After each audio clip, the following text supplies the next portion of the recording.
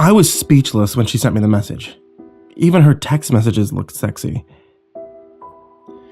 In the pink, curly writing she used, it was short and sweet and to the point, but even then it filled me with the tightness in my chest that wouldn't go away. At the time, it was a dream come true. Meet me at the Hotel Eris at 11 p.m. Don't be late. I couldn't believe this is happening. Tonight I would meet Lady Dragora. I guess you could say I had a slight problem with weird fetishes.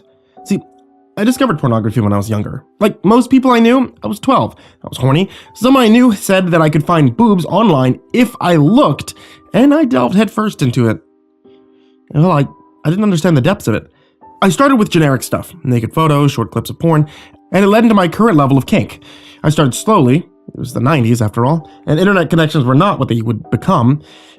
I waited all day for a single picture to load only to be disappointed when the phone rang and everything was lost. Most of my earlier burgeoning was done in chat rooms, in the steamy squares of private messages, with both my parents awake at work. It was me on the computer every day after school. I didn't discover my predilection of vor until I was in college. Now you've been cruising for smut as long as I have, you eventually find yourself in some offbeat things.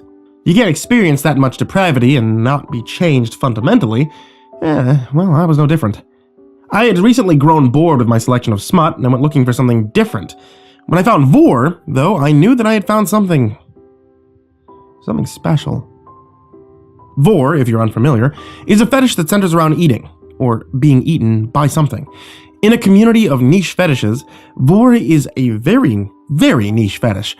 I belong to several online communities where we discuss the act and aftermath and trade images online, but I only know of a few people in my area who are actually into it. We meet up once a week to have coffee, gush over our love of vor, and to gush over our local legend, Lady Dragora.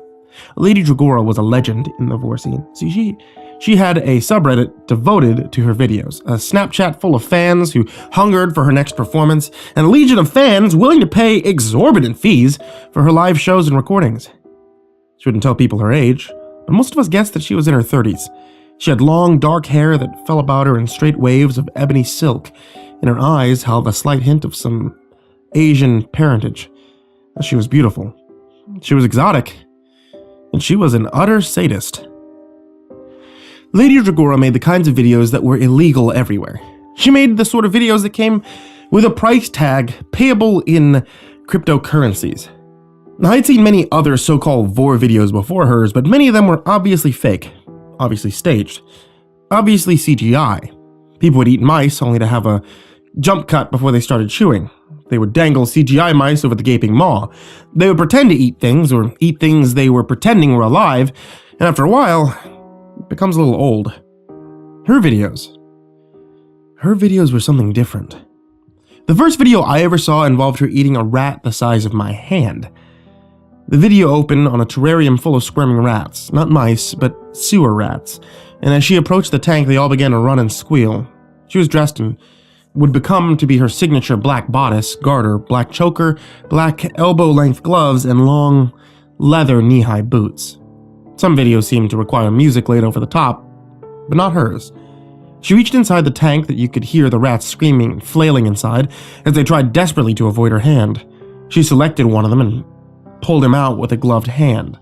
The rat squirmed and kicked, visibly distressed by her, but she paid him no notice as she replaced the lid and walked away from the tank of screaming rodents. Their cries were high-pitched, almost pig-like, and you could hear them off-camera in a low way. The video cut to her holding the rat up to the camera, still squirming and biting as it struggled to free itself. She held it too tight in her clenched fist. Its fur boiled around the fist like water overflowing in a glass. I expected a jump cut when she opened her mouth and leaned the rat over her head. He screamed pitifully as her teeth encircled his writhing head. He bit at her, lashing out with his sharp teeth, but if she felt him, she seemed not to notice. It writhed anew as her teeth began to close around his head, and as I watched, thought to myself that here would come the jump cut. This will be when the video jags and her teeth will close around a plastic rat, and she'll be just another pretender, just another charlatan, just another... The blood flowed out as the rat made its final scream. Her teeth sank into him and toward his skin, when she came away, she was chewing, and the rat's body twitched in her hand as she ate him. The twitching stopped before she went in for another bite, but the blood made a macabre sort of fountain as it ran down her gloved fingers and pattered to the floor. She ate the whole rat, one bite at a time, as the tail disappeared down her throat. I was hooked. I probably watched about a dozen of her videos before I dared to show anyone else. Sometimes she bit, which was hot, but sometimes it seemed that she would just swallow whatever she was eating whole, and she worried it down with little difficulty. Eels, white mice, rats, chicks, they all went down her throat, and my friends and I paid $79.99 a video and got our rocks off behind closed doors. 2 months ago, she put a small camera on a mouse and swallowed it whole, all the while videoing its descent into her stomach. The camera must have cost her quite a bit. Between the size of the camera, the night vision interface, and the price of the video, I knew it wouldn't be something we could expect often. The footage changed the way that I viewed my fetish. Watching something struggle in her stomach, watching its final moments, was far more intimate than watching her swallow it whole. I told her as much in the comment section of her website. I spilled my guts to her, hoping to impress her. Somehow, it worked. I wish now that I never made that stupid comment. See, I was shocked when she'd responded. I'd been sitting at the office with the other members of our group, Doug and Matt and David. We were all discussing the latest video of Lady D, and my phone chirped loudly. I looked down to check it, and saw a banner informing me that Lady Dragora had responded to your comment. I almost spewed coffee on Doug before opening the message and reading what she'd written. The guys leaned in close, wondering what I had said to garner such attention, and when I opened her message, it was 8 short words. How profound. I would love to chat sometime. David whistled through his teeth. Wow, she almost never talks to fans. You're in, man. And so I was. As they sat crowded around me, I answered her, and she immediately began our strange correspondence. I didn't question at the time, but the speed with which she picked our conversation had triggered a red flag. See, it was as though she was just waiting for me to respond, waiting for her prey to wander into her field of influence so she could snap the trap shut and watch him squirm. For 3 months, we chatted almost every day. We talked about normal things, music, food, the usual getting to know you bullshit, and then, eventually, we made it to topics that were a little more personal. It turned out that she held some strange beliefs about life force. Believed that consuming the flesh of still living creatures would give her their life force and extend her own life in some way, and I asked her if she'd ever eaten human flesh. But she just joked that maybe I'd find out someday, and danced around the subject. The more I talked to her, the more I became certain that she had traveled much and knew things that I could only guess at. She spoke about distant places and strange customs, and if I hadn't been so enchanted by the attention of a celebrity, I might have seen some of the numerous red flags. She talked a lot about places you didn't see on the Travel Channel, places that didn't have names scrawled across a map, and locations both ancient and remote. A month ago, she asked me if I would roleplay with her. I agreed. Of course I did, because by this point, I was hooked on her attention, but even in my haze of glamour, I knew there was something a little off. Her persona was that of some large reptile, and mine was always that of some prey animal fit only for ingestion. She would describe my ingestion, my passing between large and ancient lips, and my slow descent towards transitioning into nutrition. I would describe my struggles, my vain attempts at escape, but she would always catch me and describe, in loving detail, my demise at her jaws. I loved it. This was my fetish, after all, and I often walked away from our sessions with a bounce in my step and a ball of used tissues in the garbage can. People probably have a hard time understanding how someone achieves satisfaction at the idea of being devoured, but to me, it was no different than any other obsession. We would roleplay twice a week. Her scenarios and story threads became darker as we went, and before long, she wasn't just swallowing me whole, but biting me and ripping off parts of me as she went. I was less on board with these instances. Imagining myself going through these pains were never my thing, but she always smoothed it over with personalized videos or custom works just for me. She made me feel special. made me feel accepted. And that's what made me so easy to draw in. This was also when I was approached by Justin. His screen name was Furry Locks on the board in question, and until he messaged me, I'd never heard of him. My only correspondence with him was a message left in my inbox one morning before school. It was hastily written, full of spelling errors, and intrigued me to no end. I read it twice before school, and when I showed it to my friends in the Vor group, they brushed it off as a jealous fan. His message was not long, but it did make me question some rumors that I had read on the board. It read, "You don't know me, but my name is Justin. I understand that you've been close to the internet persona Lady Dragora. I don't know how much you know about her, but whatever she's told you, she may not be 100% in what she seems to be. I had a friend whom I'd known since grade school who caught the attention of the lady. Their relationship was brief, a month or two maybe, and then one night, he told me that she'd invited him to her hotel room. I didn't think anything of it until he didn't respond to my calls or texts for 2 days. He's been missing now for 3 months, and your new lady friend has either blocked me or refused to respond to any of my messages. I'm not trying to turn you away from your current relationship, whatever that might entail. I'm simply trying to warn you. Be on your guard."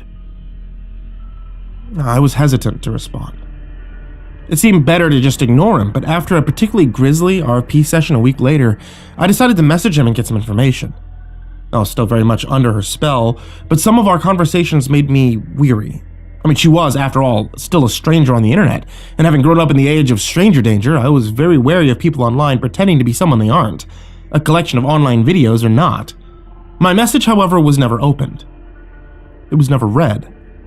And when the invitation to her hotel room came across my box, I decided to put my fears aside and go for it. That's how I came to be in the hotel room 2 hours ago. She sent me the text around 6 in the afternoon. "Meet me at the Hotel Heiress at 11 p.m. Don't be late," was all it said. But it was enough to get my blood running hot. The Hotel Heiress was not a huge hotel, but it was one of the largest in this part of Chicago. The borough of Chicago was an hour from campus, but I'd driven the distance gladly. If she'd told me to drive to New York that night, I'd have done it. With the invitation being so close to home, I decided I would be a fool not to accept. I told my friends from the coffee shop where I was going. They told me to take some video and tell them when I got home. And I set out for the hotel. I had arrived early, 2 hours early, hoping that maybe we could have a meal before whatever was going to happen tonight. I inquired at the front desk, and the man behind the counter gave me a knowing little smile as he slid the key card across to me. "She's gone out for a little while, but she mentioned that she would likely have a guest tonight. Have fun," he said. As I turned to go to the elevator, I wondered how often he'd had to do this for her. How often did she have guests? I took the elevator up to the penthouse and found a lavish one-bedroom suite, decked out in rich fabrics and expensive furniture. I recognized it as the backdrop of many of her videos, and found a camera already set up in the corner. She had left me a note, too, telling me to make myself at home, and that she would be back around 11. The wait was nerve-wracking. And when the elevator finally came up to the penthouse, I felt a surge of excitement. She was framed in the elevator doors as they opened. It was the first time I'd ever met her in person. She wore a long tan coat, the same black boots that she had in her videos, and her shiny black hair was pulled back in its accustomed tail. As she stepped off the elevator, she let the coat puddle to the floor, and I could see her familiar black corset. She smiled when she saw me, and as I rose to greet her, she held out a finger, indicating me to stand and be quiet. She circled me, drinking me in with her eyes, and the hungry way she looked at me made me both incredibly aroused and extremely uncomfortable. She was looking at me the way I look at particularly tasty meals, and though this is my fetish, I had never seen someone look at another person in this way. She didn't say a word, just walked over to the camera and pointed it towards me. As she swayed back to me, I saw the red light was on. "Don't worry," she said, and her voice hinted of foreign places and exotic locales. "This is just for me. I never post anything online without your consent." I smiled at her and started to disrobe, but she stopped me with a delicate hand. "Leave them on. I like to handle the clothes myself," she purred. She stepped away from me then, eyes smoldering as she held me in her gaze. And then, something happened.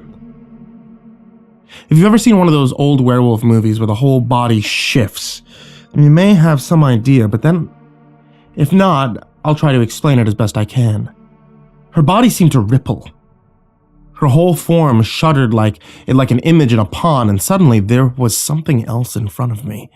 Her body was a long mass of jade scales, towering 12 feet high. As it reached its full height, it had to crouch to avoid hitting the ceiling, but this seemed to suit its needs just fine. It crouched to eye level, and its spade-shaped head hovered inches from my body, and I realized that its eyes, those huge and hovering pools of death, they were the same as hers. I was trapped by those eyes, like a bird before the snake, and when she struck, I never even had a chance to run. So if you're reading this, your next question must be, how am I writing it? Being eaten is normally where a story like this would end, but unfortunately, for me, it's not. Lady Dragora, that queen serpent of myth, has been dining on humans for a very, very long time, it seems. She neither bit nor tore me, and instead struck with precision born of years of practice and swallowed me whole with little effort. And as I slid down her slimy throat, I felt the walls caress me and the suffocating darkness inviting me towards the terror. She had let me keep my phone, however, and as I wriggled to get it, I could feel a new sensation coursing through the giant muscle that was her body, the squirming desire for more. And that's when I realized what she wants. She doesn't want a quick meal. She doesn't want a satisfying feed. She wanted a terrified body to thrash and scream as her body does what it does best. She wants my last few hours to be her pleasure. So I've been sitting as still as I can for the last hour of my life, writing this message to the outside world. I've sent a copy to my friends at the coffee shop, a copy to the Chicago police, and I posted a copy here. In hopes that someone would read this and take it seriously. I now know what happened to Justin's missing friend. What likely happened to Justin himself. The fate awaits me at the end of my life, but I want my death to be the last. So if you read this, and you see her, don't fall for her game. Don't let yourself be another meal for Lady Dragora.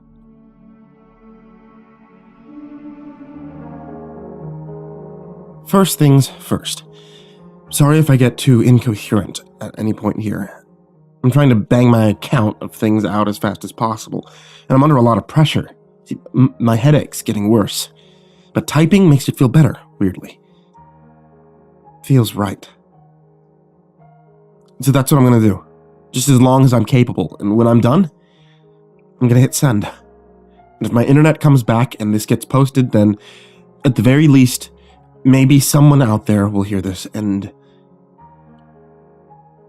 they'll learn from it. They'll learn from my mistakes. God, my head hurts. Okay, focus. Here we go. I took that video. The one of the UFO. Maybe 3 weeks ago. I had work off and I was getting a pretty great day drinking garage beer and fishing up at Goosehead. Goosehead is a lake, a reservoir, I guess. You don't get many lakes in Arizona. Well, I was packing up at dusk and it was a cloudless day, great weather. I had the dock all to myself. I took a second to drink it in before I stepped into my car to head home, and that was when I noticed the UFO. And when I say UFO, I mean that literally, an unidentified flying object, because that's literally all I can figure out about it. It was an object, and probably it was flying, and I'm sure as hell I couldn't identify it. But it wasn't like one of those classic saucers with the blinky lights and the tractor beam, the spooky techno sound effects. It was more like a single glowing shard. sitting totally still a few hundred feet up above the far end of the lake. Still in that it wasn't moving up and down or side to side. The thing itself, though, it was jittering without moving. It was like, maybe I'd be able to whip up a good analogy if I didn't currently feel like I had an ice pick shoved through my eye. Migraines make for real ineffective writer's block. The best way I can think to describe it is that the UFO, it would be a triangle shape one moment, and then a sphere the next, and then a horseshoe shape, and then a spiral. But it was all those things. It was all those things at once. I'm sorry if that doesn't make any sense. I'd post the video I took, but well, I don't have that anymore, obviously. I know that sounds like a cop-out, but I did take a video. My phone was on low storage, so I could only manage like 30 seconds of footage, but I got it. It didn't really do the thing justice, though. Like, have you ever tried to take a photo of the moon? You know, like, one night the moon's just really, really big, and it looks awesome in person, and you think, man, that'd make a cool wallpaper. So you snap a pic with your phone, but no matter what angle you get or what settings you use, the moon in your photo it just looks like a speck. It was like that. A cool video of a glowing speck in the sky. That UFO disappeared, just sort of blinked away after I finished filming it. And I was left with a pretty useless 20-second clip. And a fun story to tell. It didn't even occur to me to send the video to the news or anything. I wasn't even convinced that I'd seen anything that extraordinary. Like, if you told me that what I'd seen had been some sort of optical illusion, some weird interaction between the sun and the clouds, or a weather balloon, or I don't know, like swamp gas, I would have believed you. I promise. I would have.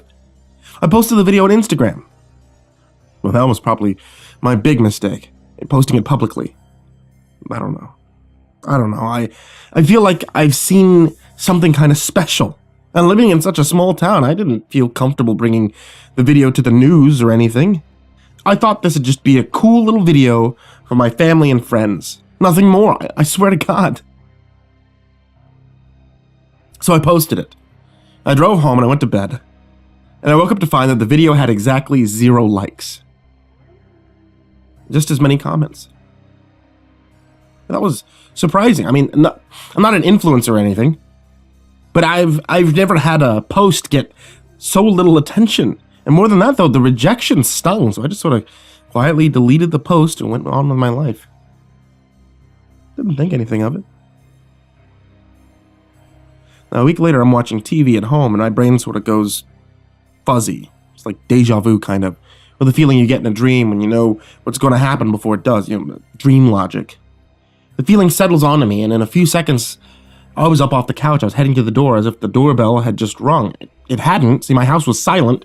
But in the moment, I didn't think that little detail even crossed my mind. I opened the door to find...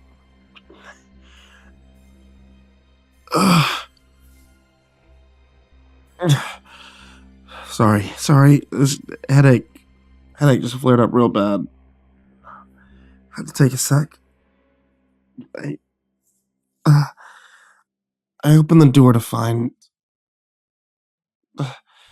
I just realized I never got the guy's name. I don't know if he had one. I mean, for the sake of the story, I guess I'll call him Tall. Okay? Because that's the very first word that came to mind. The figure standing stooped on my porch was easily the tallest man I'd ever seen. Probably close to 6'10", maybe more. I couldn't get much of a sense of what his body looked like. He was all bundled up in what had to be 3 or 4 layers of coats and sweaters, but even then I could tell that his proportions were off. His legs, they didn't go nearly high enough. His shoulders were too narrow. His eyes...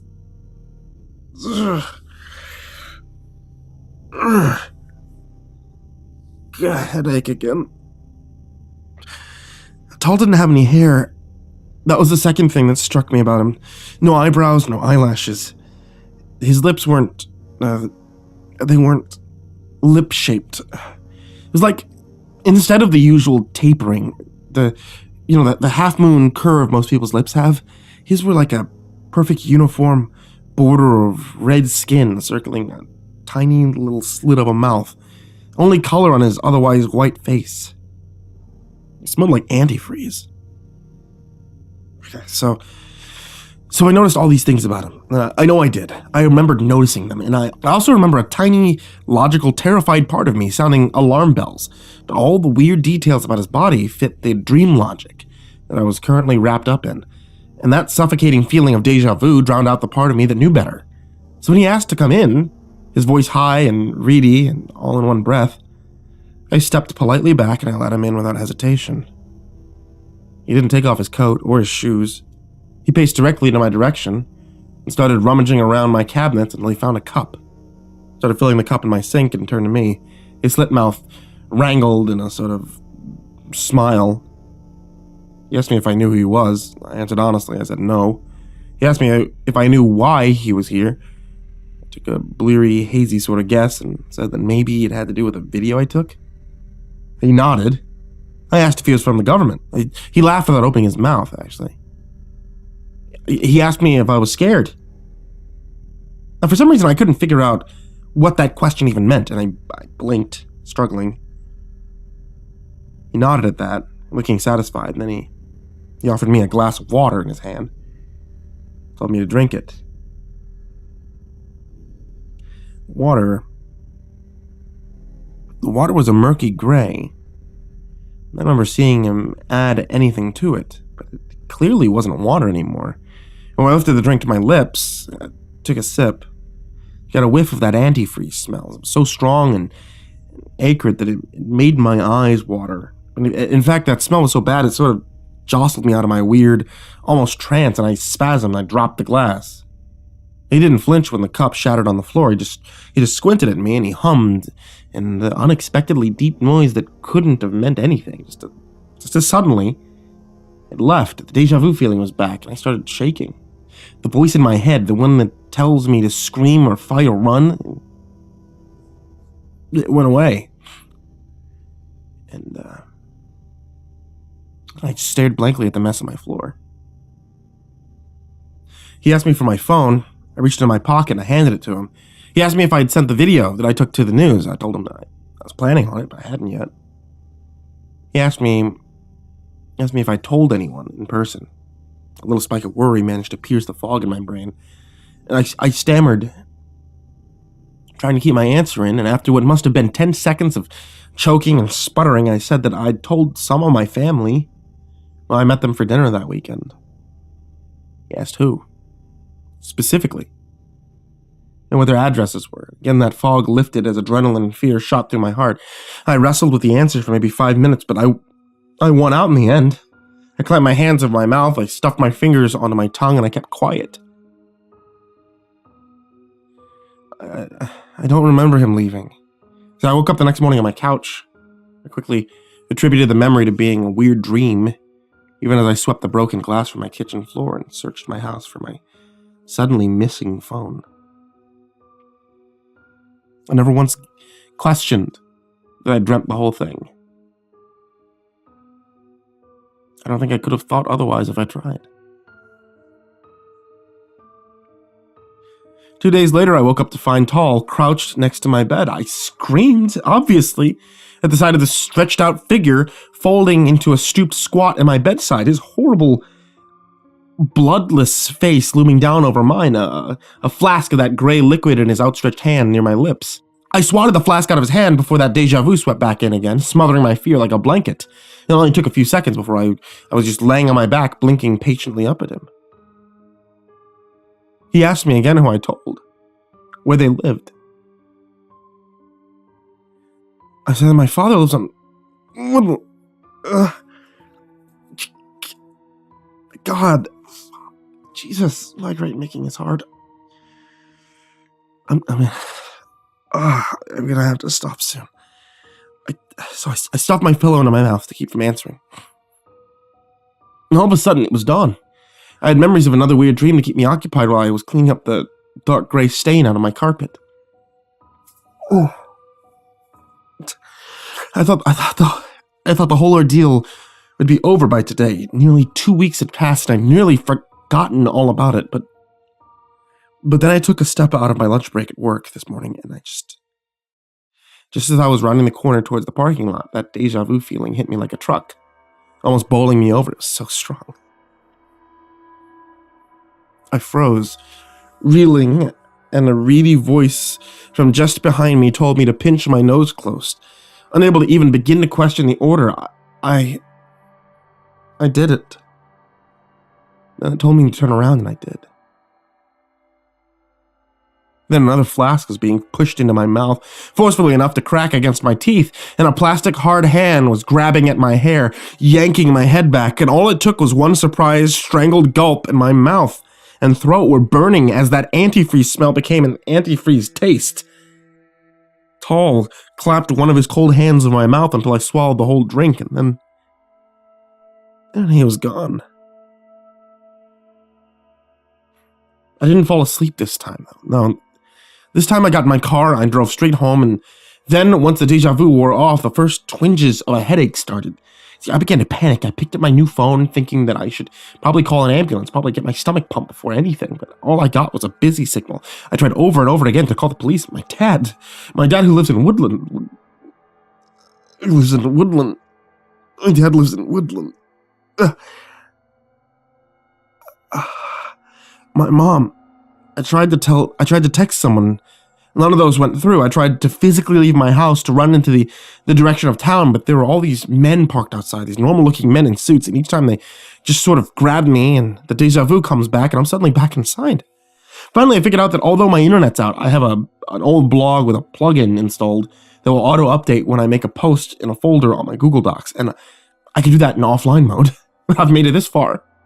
Although my vision's blotted with pain and my head is completely on fire, I haven't been knocked out yet. So at the moment, I think my best course of action is to post this publicly to tell the nice man where my family, tell the man where my family lives. Tell where my family lives. Hopefully get the word out about what's going on. Where I am, to maybe get help. I mean, so please, if anyone can hear this, my name is Todd Jacobs. Todd Jacobs, you could find my address. My father lives in Woodland. Dave. My sister lives on Doctor Street.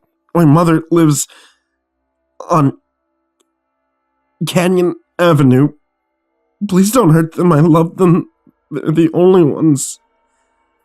I swear. And my phone number in the About section is on the blog, so please, if anyone can come find me and take me to the hospital, I really think I need to go. And if on the way you see a light in the sky, for the love of God, don't look at it. Ugh. I feel like my head's gonna explode. The snow fell in heavy sheets, sifting its way from the heavens and finding its footing somewhere on the land or on the cabin. I wasn't sure what time it was, and I didn't care to find out. I knew it was later in the evening. Most hours of the day looked the same from where we were in the North Pole. A dim white with the sun barely kissing the horizon. It's typical in September. The cabin had a constant roaring fire. Skin caught wafts of its heat, but could still feel where the cold air slipped through the cracks of the wooden structure. The storm wasn't letting up anytime soon. Another cup? Jay asked me. I held it out and nodded. He poured the almost boiling coffee into my mug, and I topped it with a shot or two of ice-cold vodka, making the perfect drinking temperature. Lauren? He offered her the same, and just as I had, she agreed. The smell of coffee riddled the cabin, mixing with tobacco smoke, the faintest hint of chicken broth from hours earlier. I took a long drag from my cigarette and sipped my coffee vodka before exhaling. I always hated the instant coffee, but I got used to it surprisingly quick. Maybe the vodka helped, I wondered. I looked around the cabin, Lauren and Jay sitting on opposite walls. I fell somewhere in between, sitting on a bar stool. I've been holed up in this cabin for weeks with these people, for unimportant work, research-related reasons, yet they still seemed like strangers to me. I knew their names. I knew a little bit about them. But almost every conversation we had was little more than pleasantries. Hey, Lauren spoke, breaking me from my stupor. Both of you, come here. Jay looked at me emotionless, then made his way from the kitchen to the living room, where Lauren was sitting on the couch. I put up my smoke, took the seat next to her. Jay chose the leather couch that sat across from us. He wordlessly waited for Lauren to say something else. She didn't. What did you want? Entertainment. She said with a smile. I'm bored. I want to be entertained. He laughed at that. Entertainment, huh? I don't really think I want any part of this. Jay started to stand, but Lauren interrupted. Come on, dude. Put another shot of vodka in your mug and relax. We all need some entertainment. There's nothing to do here. What? What kind of entertainment? I asked, amusing the idea. I don't know. Let's tell each other stories or something. Jay relaxed back into his chair. Alright, fine. I like stories. Who's up first? Silence danced amongst the room, only broken by balls from the wind. I guess I'll go. I've got a story to tell. It's my go-to interesting story at parties and stuff. Jay leaned back, filling his pipe with loose tobacco. I reached into my pocket and grabbed another cigarette. So this happened to me when I was a kid. Well, teenager, actually. I was 16.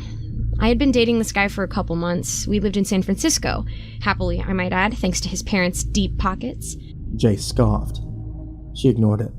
So one random night, we decided to take a drive. He had this beautiful 67 Camaro, purred like 1,000 lions. Anyway, we decided that night would be the night we would lose our virginity to each other. I leaned forward, now a little more interested. We found this old road that hadn't had streetlights added to it yet, so we park off the side of the road, blast the radio, and, you know, and then we finish up and stuff.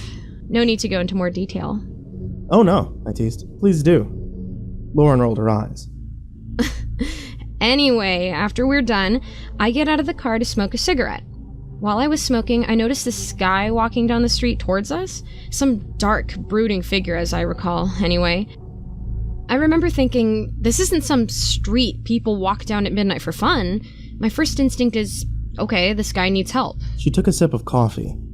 Jay and I made brief eye contact. So I call out to him. I say, hey man, you need some help? And that's when my boyfriend gets out of the car to look at the guy too. And then I noticed this guy wasn't just walking, he was fast walking. I mean, real unnatural like.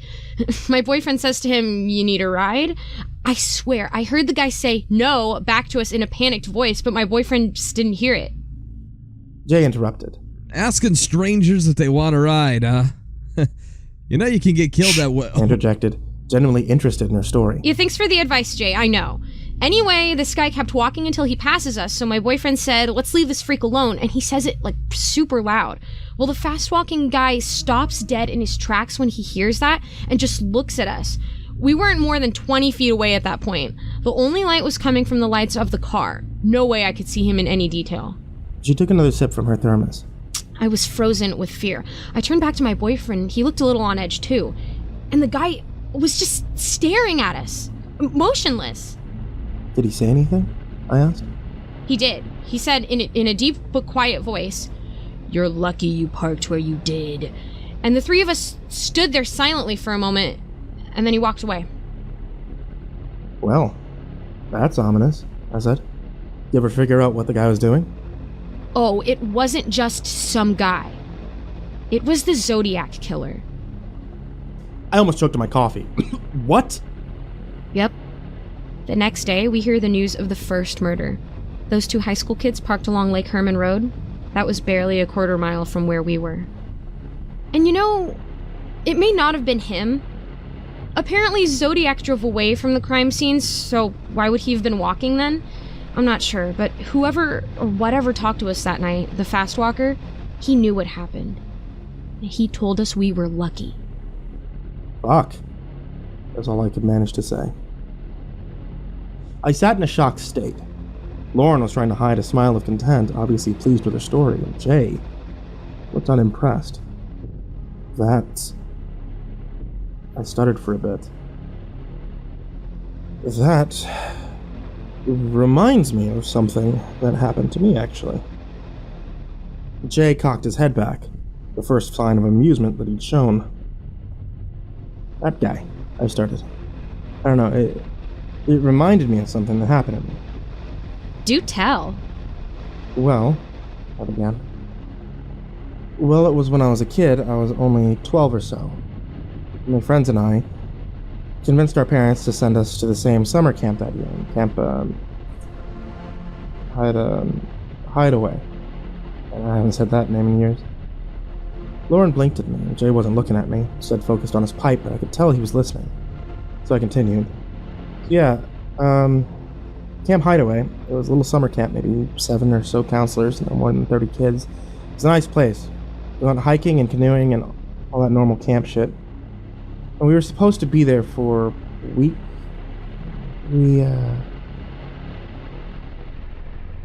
I trailed. Your time got cut short? Lauren asked, fiddling her fingers around the aluminum wall of her thermos. Sort of, I said. Only by a day, though. It was the 6th night. My 4 friends and our counselors were sitting around a campfire, maybe a quarter mile from our cabin. We were telling some stupid ghost stories or something. Looking back, I think our counselor just liked seeing us scared. And we were scared. The cabin walls creaked and moaned against the wind. Well, Shelley, a counselor, was telling us a story about the campers that were there the summer before. She told us that a bunch of campers went missing and they found their remains in the woods. She said their intestines were strung up in the tree and their heads were found roasting at a campfire. We were sitting around at that very moment. God, did that actually happen? Oh, no. We were kids, though, so of course we believed it, but it was total bull. She was just trying to get a rise out of us, but in the middle of her story, her words trailed off, and she stared off in the dark behind me, and we were all like, Shelley, what is it? She just kept staring. We heard these footprints approaching, real fast. I was admittedly a scaredy cat. I didn't dare turn around.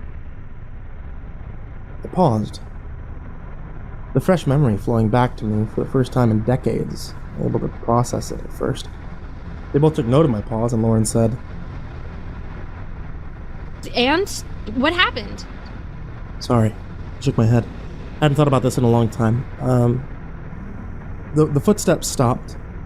I was frozen. Shelley and my friends were the same. Some of them looked in the sound's direction, some not. We were all clinging to the silence, but it was broken. The fast walker, as Lauren said, he said something to us. What'd he say? He said, good thing you're all out here telling stories. And he walked away. Only thing he left behind was the sound of quick-paced footsteps and the silence that lingered after. In the cabin, I felt a similar silence. But one of waiting for reason to come. A silence that penetrated the souls of its inhabitants, waiting for answers to overcome the bleak stiffness. So we snuck out that night. Shelley convinced us to go close to midnight to tell ghost stories. Not long after, the man walked away from us. As we sat in silence trying to comprehend what had just happened, we heard, I shuddered at the memory. We saw an explosion from the cabins. We heard the accompanying boom, a sound so loud it still wakes me up in the deepest of sleeps. My grip was tightened around my coffee cup, my knuckles white from the pressure and cold. I winced at the memory, but tried to keep composure. It was a freak thing. The gas leak was ignited by one of the counselors lighting a cigarette at the door of her cabin. There was no survivors. Except for us. Oh my god. Lauren murmured through paralyzed lips, staring at the ground in a thoughtful manner. Just then, Jay stood from his seat and lumbered his way towards the coat rack. He grabbed his heaviest coat and wrapped it around himself in a scarf. Where the hell do you think you're going? The blizzard's barely calmed down. intruded. He took a long draw of air, his eyes wandered the cabin walls and ceiling, paused at Lauren, then landed on me. You know, I've learned a long time ago, I can't prevent things from happening. I can't save anyone. No matter how hard I try, no matter how fast I go. I've learned over many years the best thing I can do is just slow down. Lauren and I gawked at him, confused. Our thoughts jumbled, perhaps intertwined. He finished buttoning his coat and exhaled, long and slow before he spoke. It's a good thing you two decided to stay inside during the storm. A smile appeared on his face before he turned from us, swung the cabin door open, stepped out slowly into the blizzard, and shut the door behind him, leaving Lauren and I inside to mingle with the stale tobacco smell and heat from the fire. As our memories, old and new, mingled as well.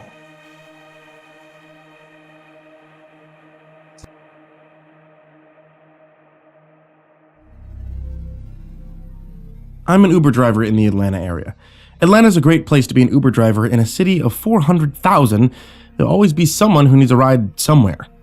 I spent 6 hours a day in college courses, another 8 sleeping, and most of the time in between shuttling people to and from around the Atlanta area. I've been doing this for about 3 years now, and in that time, I've seen it all.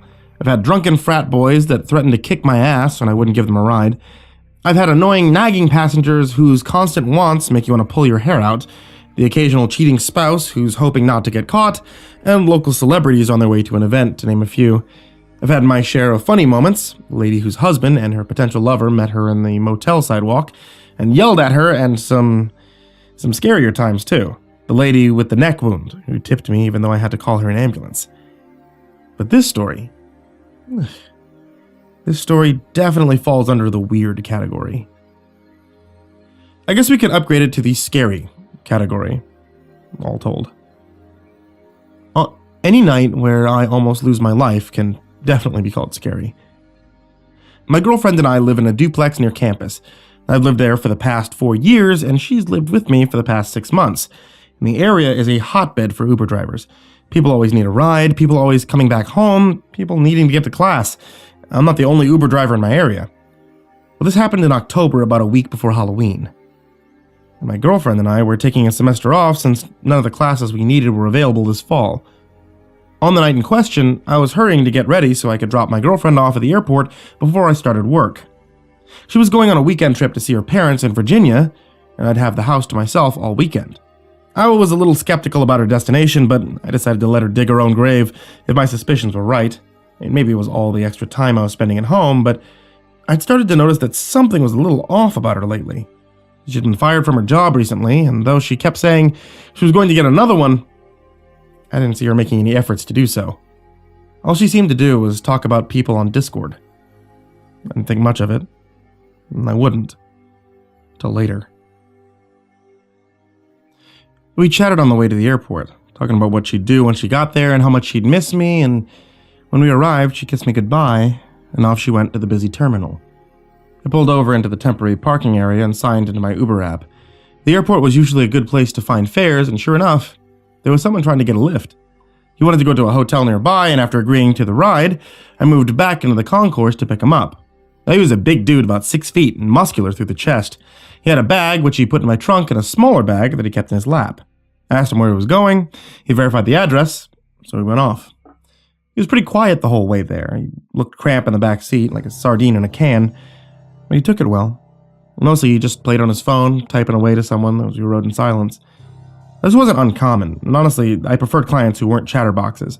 There's nothing worse than trying to hear your GPS over some drunk backseat DJ who wants the aux, or some tourist who wants a guided tour of the city as you dodge rush hourly traffic. We drove about 20 minutes before pulling up outside this motel in a seedier part of town. Told the guy we'd arrived, he quickly slipped the phone into his carry-on and offered to tip me for arriving so quickly.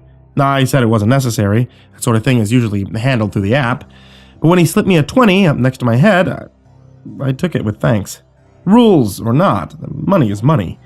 He asked if I'd pop the trunk when we had his suitcase, and he thanked me and walked through the front door.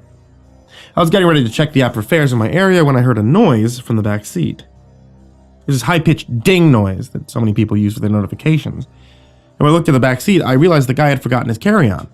It had slipped into the floorboards, and I could see the backlight of his cell phone shining through the mesh. I picked up the phone, and I started to reach for the door when my eyes registered what the message on the lock screen had said. It was a picture of a pretty blonde girl. It was next to the message, and it was asking if he'd gotten to the hotel yet.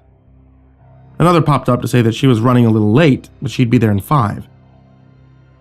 She couldn't wait to meet everyone, and she was so glad that she had finally done this. It's about time they all got together, and it was my girlfriend. I just stared at the phone for a few minutes before someone honked at me and I drove into the parking lot. The cab had just pulled up behind me, and as I parked, I couldn't help but notice who stepped out and walked towards the hotel. She still had her suitcase in hand, her furry boots or parka, her leggings that she'd left the house in. She clearly hadn't seen me, and that was good because at that point, I had about 1,000 questions. See, she was supposed to be on a flight to Virginia, but instead, it looked like she was talking with some random guy on Discord. Was she cheating? Cheating seemed to be the most obvious answer, but why? We'd never had any problems. Our relationships had been smooth since the beginning, so why now was she cheating? Another message popped up, but this one was from a different guy. How many arrived? Yes. My girlfriend responded with 5, Master. Damien seems to have lost his phone, but he's here too.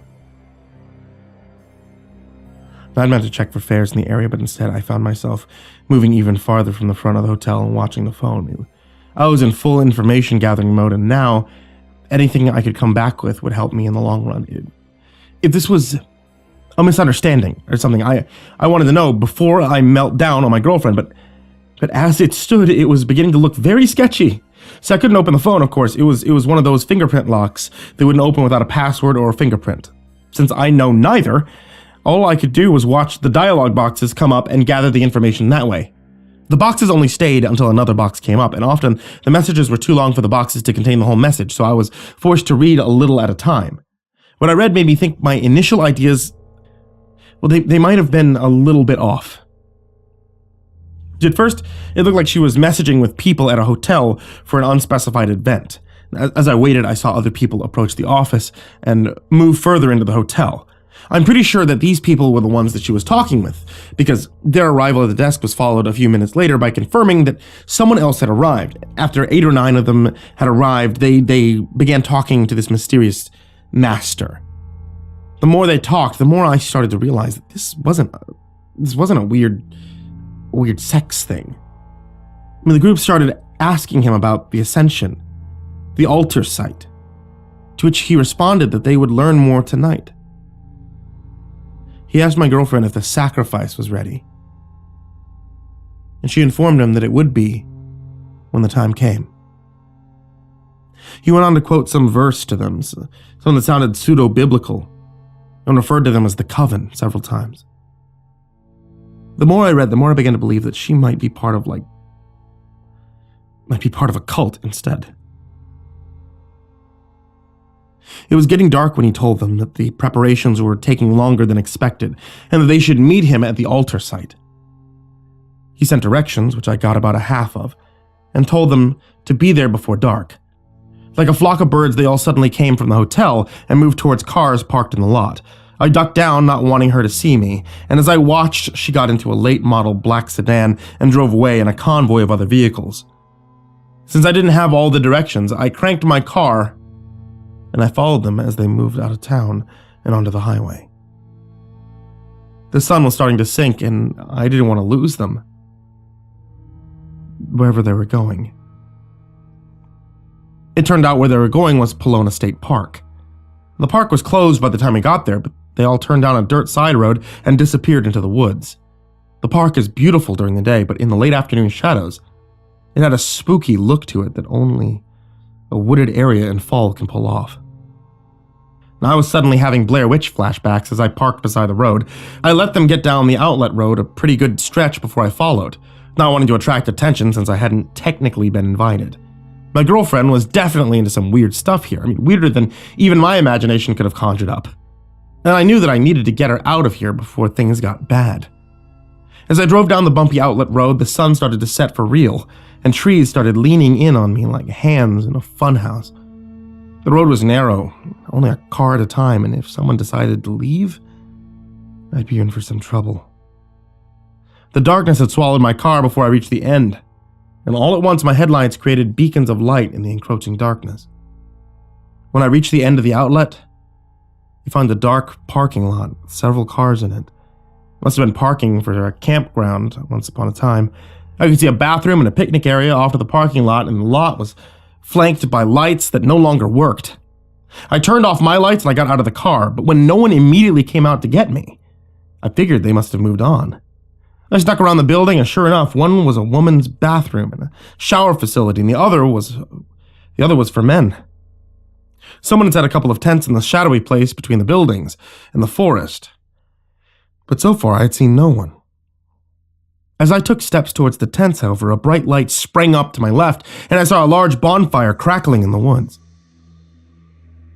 It's off to the side of the campground, and for a moment, the sudden flash leaves me glare blind. When hands catch me under the arms and drag me forward, I'm momentarily unable to fight back. By the time my eyes adjusted to the sudden flare of light, I was already close enough to feel the heat of the bonfire and hear the chanting of those around it. It had been low at first, but now it had reached a fever pitch as they drew me closer to the fire.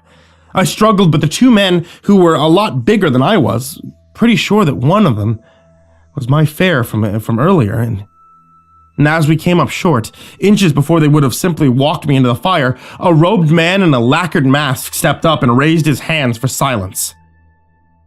The chanting tapered off immediately, and we stood in silence for a good 30 seconds before he spoke. Unlike the muscle-bound man before me, this guy was not on speaking terms with physical exercise. His robe bulged in the front. Had I not been suspended between the two men, he would have still been a head shorter than me. When he spoke, though, it was obvious who had the power here. This one must have been Master. As I told you, as Sister Serenity said, the sacrifice has arrived. Another robed figure moved away from the group and stood beside the fat robed man. She was about my height, had shoulder-length blonde hair, and when I met her gaze, I realized it was my girlfriend. I wondered why I didn't recognize her at first, but it became apparent almost immediately. In the firelight, her hair, a frizzy mess as opposed to the straight and silky curtain that she almost always kept it in, and she looked almost feral as she stared at me. I didn't see any of her usual expression there, any of her love or happiness. She looked at me as though I was meat, like I was something that would bring her joy once it was cooked and black and offered on a plate. I was put on my knees before her, and the fat man handed her a silver knife that he drew out of a scabbard like a magic trick. She looked at the knife like she'd never seen one before, and as she came back to reality, she approached me with the blade, and I finally realized. I realized what I should have from the beginning. I was the sacrifice. He'd left the phone in my car on purpose, and even though there was no way she could have known he'd get in my car, somehow she had. She had meant for me to be there. She had meant for me to be her sacrifice. And as she raised the knife, I had to know why. Why did you do this? I thought you loved me, I said, sounding pathetic, but still dying to know what this was all about. She looked at me, surprised, before saying, "'Cause it's why I got with you in the first place. There's always a sacrifice before the coming of winter, before the coming of the Green Man. And this year it was my turn. I had to have someone to give to the fire. And you were there to fill the role." And with that, she raised the knife and I closed my eyes as I prepared for the strike. When the bullhorn sounded, it scared me just as much as it scared them. Drop the knife and put your hands in the air. You're all under arrest. But don't move or, well... It was too late. The knife clattered to the ground next to my head, and they all scattered like quail. I was dumped face first to the ground unceremoniously as my two captors beat feet for the woods. The sounds of shouts and boots and the occasional gunshot surrounded me as I lay still, hoping not to be shot out of hand. Eventually, a pair of boots come into my peripheral vision as my hands are jerked back as I'm flex-cuffed and lifted up so the officer can have a look at me. A half hour later, I'm in the detective's office, a warm cup of coffee and recently freed wrists. The detective's name is Reinhold, and he's very interested in the phone that I just put in his hand. We've been tracking these guys for years. They come to Atlanta the most often of any of their haunts, and it led me to believe that most of them are from around here. About once every 3 years, we find a body at the state park. All the internal organs missing, fresh runes painted with blood. You're the first victim we managed to find alive. It's a wonder we found you in time. He tells me a lot of things that evening. He tells me about the green man that they worship, some Eastern European god or something, and how they believe if they don't make any sacrifices that he'll bring a terrible fury down upon man. They always make a sacrifice right before Halloween, and some old rite they found somewhere, and always some random person they've probably known for less than a year. I gave him my girlfriend's name, as well as the guy from the airport who had used Uber, but he told me that neither one checked out. Both were likely fake names, used to cover up their tracks, and despite messaging my girlfriend, all I received is a notice that the number had been canceled. So that's where I stand now. I'm afraid to go home because, well, she has a house key. I'm afraid to go to my parents' house because she's met them as well. I don't know who to talk to, where to turn to. How many of our friends are involved in this little cult? The detective told me to be very careful, after all, because while they didn't catch my girlfriend, they did catch someone. He took me into a little room with a one-way mirror, had me identify a pudgy man with a robe who was talking to another detective in a very animated way. He asked if this was the one my girlfriend had been talking to, her so-called master, and as I nodded, he suddenly leaned forward and yelled at the detective, who sat back quickly despite the man's hands being chained to the table. Spit flew out of his mouth as he yelled, and even through the glass I could hear what he was screaming. You just don't get it! We aren't worshipping the Green Man. We're here to protect you all from him. If his fall sacrifice is not received, then he'll come, and he'll kill you! And you have to release me! The sacrifice has to be completed! That was about the time the two other officers ran in, and they restrained him, but his message was clear enough. If anyone reading this has any information, I'd suggest you go to the police. The Green Man. The Green Men. They'll strike again. They'll strike again soon. If they believe that their actions keep us safe, if their delusion is something that must be accomplished, then any one of you may be in danger. I was groomed for 6 months, kept safe like a pig for slaughter.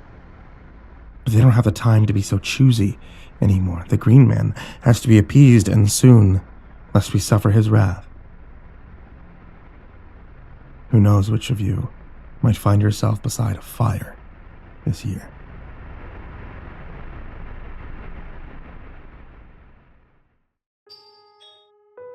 My name's Peter, and I'm renting a house up in the mountains of Arkansas.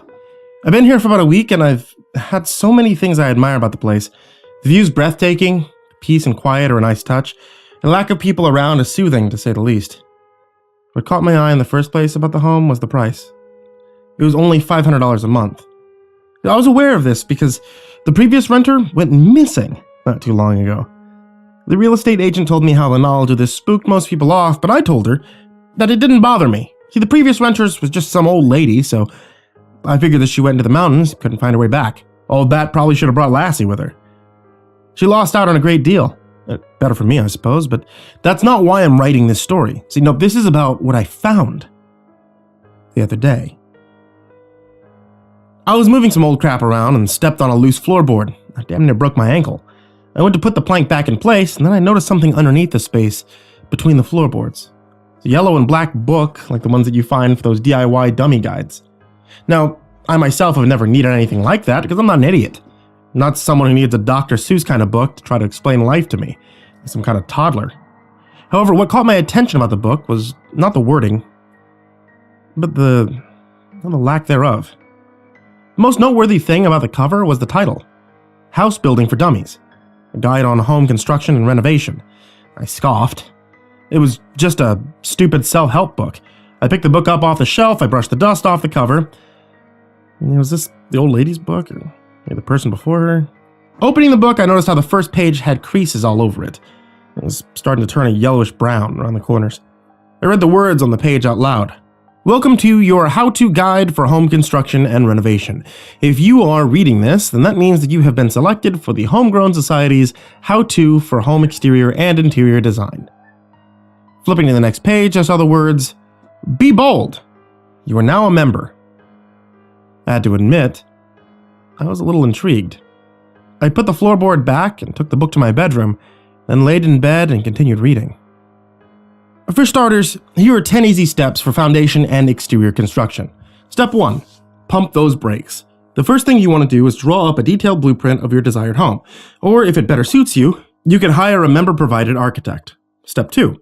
Bottoms up. Choose a lot with a strong, solid foundation, preferably a flat, as not to have any undesirable misshapes discovered. Step 3. Framing 101. Construct a rough frame for your house. Be sure to account for any sloping or cracks that could lead to potential leaks. Step 4. If they can do it, so can you. Complete rough plumbing, electrical, and HVAC. Make sure to account for unsightly future odors that may build up over time in your home. Step 5. Winter is coming, so why not prepare for it? Install insulation and take time to insure your property around your home. Soundproofing is also a viable option, if in a populated area. I stopped reading and thought to myself about just how terrible this guide is. There's no way anyone could actually build a house using this. The steps are too unclear for someone to actually construct a home. Still, I wanted to know where this book was going, so I continued reading. Step 6. Safety squares. Complete the process of placing drywall up and around the full exterior of your home, adding the finishing touches to the surrounding foundation. Step 7. What's walls without a roof? When it comes to roofing, any kind of style would suffice. Do take care to avoid the addition of a chimney or attic, as not to risk the possibility of disturbing neighbors with loud sounds or banging. Step 8. For more than just storing junk. The addition of a garage would be wonderful for various useful tools and equipment. Avoid storing equipment that may cause noisy individuals to take notice. Step 9. These pipes aren't just for jumping. It's important to choose solid pipes for your home and well insulate them to prevent leaking or total deconstruction, so you can avoid the need for outside help and risk unsightly discoveries being made. For all your pipe replacement needs, refer to page 47. I turned to page 47. The only thing on the page was a phone number. The area code was from Missouri. Thought about calling it, but I decided to read more of the book first. Step 10. Where old relics collect dust. If you desire to have either a basement or attic in your home, please take the following steps. For an attic, keep the area well ventilated, but insulated and soundproofed for any occasional occupants inside. For the basement, keeping the area well ventilated and insulation doesn't have to be a priority. Additionally, windows are not needed but recommended to avoid prying eyes. Certain steps could be taken if your neighbors are the noisy type. The best method to combat these neighbors is strategically placing objects such as plants or flowers around the windows. I stopped reading again. I was now suspecting that there might be more to this self-help book. The lack of sunlight coming from my window alerted me to how late it was. I'll definitely read the rest tomorrow. I closed the book and I left it on my dresser. I woke up the next day around 2 p.m. Later than I wanted, but not too much of a problem for me. Currently unemployed, thinking about getting into real estate. I had enough savings left over to invest in such a thing, so it's a possibility. A thought comes to me. It's kind of ironic that I found a how-to guide for house building. And this in turn gets me thinking about that book. 10 easy steps for interior construction and wiring. Step 1. Keep your hard hats near.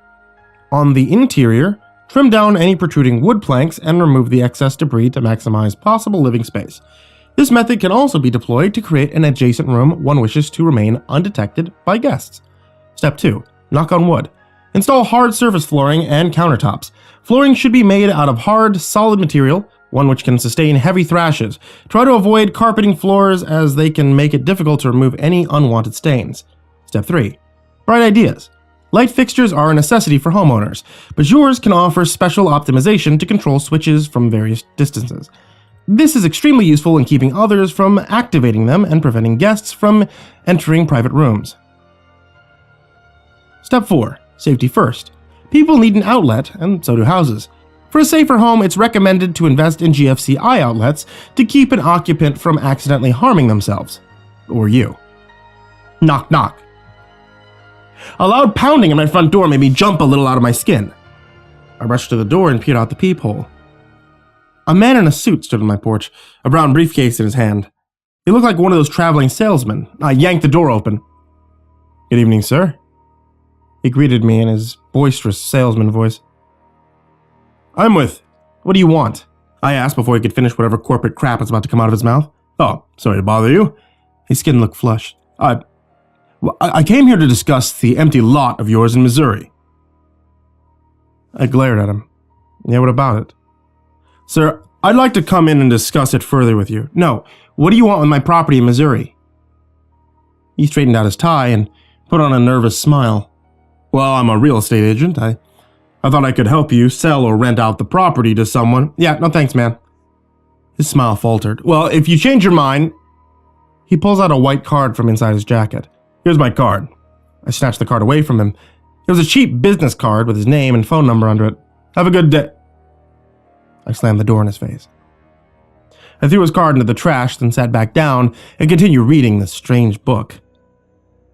Step 5. Life wiring. Wiring a house is a big task for anyone, but we'll explain it to you as simply as possible. Take care to properly set up the wires throughout the house. Attach separate wiring to an adjacent private room. Step 6. A clean home is a happy home.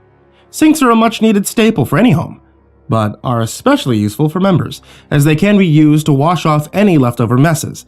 Garbage disposals are also useful for disposing of large amounts of waste. Step 7. Don't forget to wash your hands. The bathroom is where duty calls, so to speak, but for members, it's much more than that. It's a place where guests in your home can relieve themselves with supervision if needed.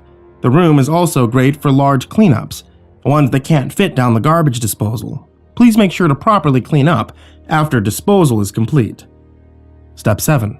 Self-reflecting.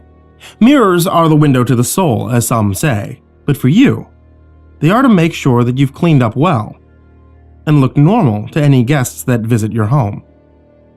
Step 9. Watching paint dry has never been so fun. The color of your house is the first thing others will see upon entering. Choose a color that will best cover stains, or prevent them from being seen by the naked eye. Step 10. Hard work pays off. Do one more thorough sweep of your home to be sure that it meets standards. Keep security up to date to prevent any unwanted guests from entering or leaving as they please. For any additional help, refer to page 66 for a member-supplied contractor. After reading that last step, I found myself in a state of disbelief. There was obviously a bigger purpose for this odd book than just providing home construction tips. I think that's what intrigued me the most about it. I needed to read more and find out information on the person or persons who wrote this book. Flipping to the next page, I was met with blank paper. Flipping through the remaining pages yielded the same result. I looked in desperation for a copyright stamp or any names and phone numbers. I wrote down the two I ran across before. Searching the web for phone numbers led me nowhere. I felt completely unsatisfied. As a last resort, I tried calling the numbers from page 47 and 66. Page 47's number just kept ringing. The number on page 66 was disconnected. I felt like a rat running for cheese in a maze, desperate to find answers. I scanned through the book again, and this was as futile as I had already done so many times before. I stayed up all night wondering how the hell I could get the answers that I needed. Next morning, I dialed the number of the real estate agent who had sold me the house. She professed to not knowing anything about the book. I neglected to divulge any more details about it, so I found myself at yet another dead end. Then I thought about where I found the damn book. The floorboards. I thought, of course. Maybe there's another book or something that could give me any way to contact the author of it. I sprinted to the kitchen and removed the loose floorboard, hoping to find something, anything. All that greeted me was dust and a huge sense of disappointment. Same kind of disappointment that you'd feel if you found out your closest friend was a genuine fan of Nickelback. But upon further inspection, I noticed what looked like a flashlight under a thick amount of dust. I snatched it up and flipped the switch. It wasn't a flashlight. It was a black light. Just thinking about it reminded me of one of those cliche detective movies, and then an idea crossed my mind. I grabbed the book from nearby and shined the light in the blank pages of the book, and voila! Hidden words appeared. There were new instructions that offered way more clear and concise methods for this book that appeared to be a home renovation guide on the surface. Now, flipping to the other pages, I noticed something very odd. On page 49, there were more steps for home construction. These were visible to the naked eye. It's strange that I missed it. I thought I was more thorough, but I brushed it off and I kept reading the steps. Bonus: 5 easy steps for home decor. Step 1. Introduction. Furniture is the heart of the home, so make sure not to let your frugal side take priority over providing your guests with applicable sitting arrangements. This will make them feel comfortable enough to let their guard down. Wrapping plastic over your furniture is ideal to prevent any hard-to-remove stains left over from your guests. Step 2. Cleaning service. As for more on page 47, if a call has been placed, whether answered or not, all occupants of the residence should vacate the home within 48 hours to apply a proper cleanup process to be carried out. Any occupants still inside the premises will be considered part of the cleaning process. Step 3. Unsuspecting. Install driveways and walkways outside your home with careful thought put into the appearance of each.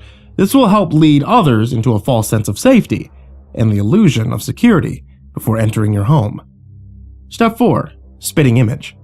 You are your home, so try to model the house after yourself. Decorate with intention of conveying the person you want others to see you as.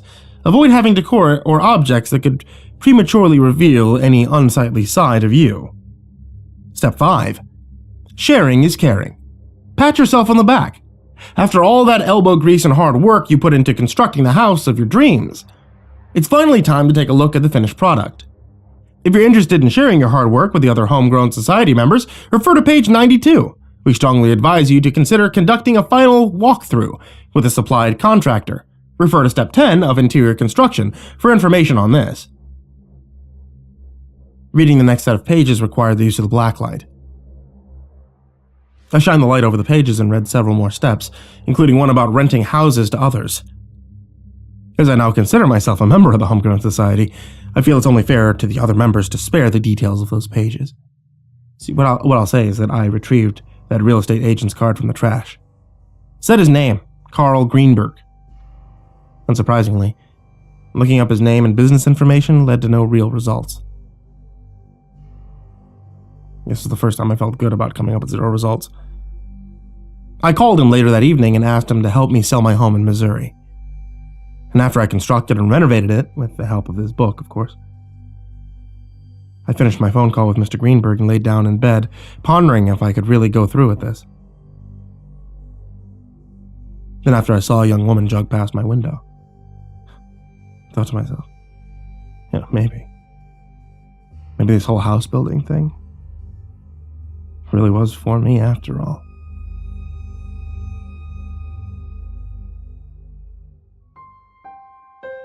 Out of all the places you could possibly get into an accident, the long roads of Utah are arguably some of the worst.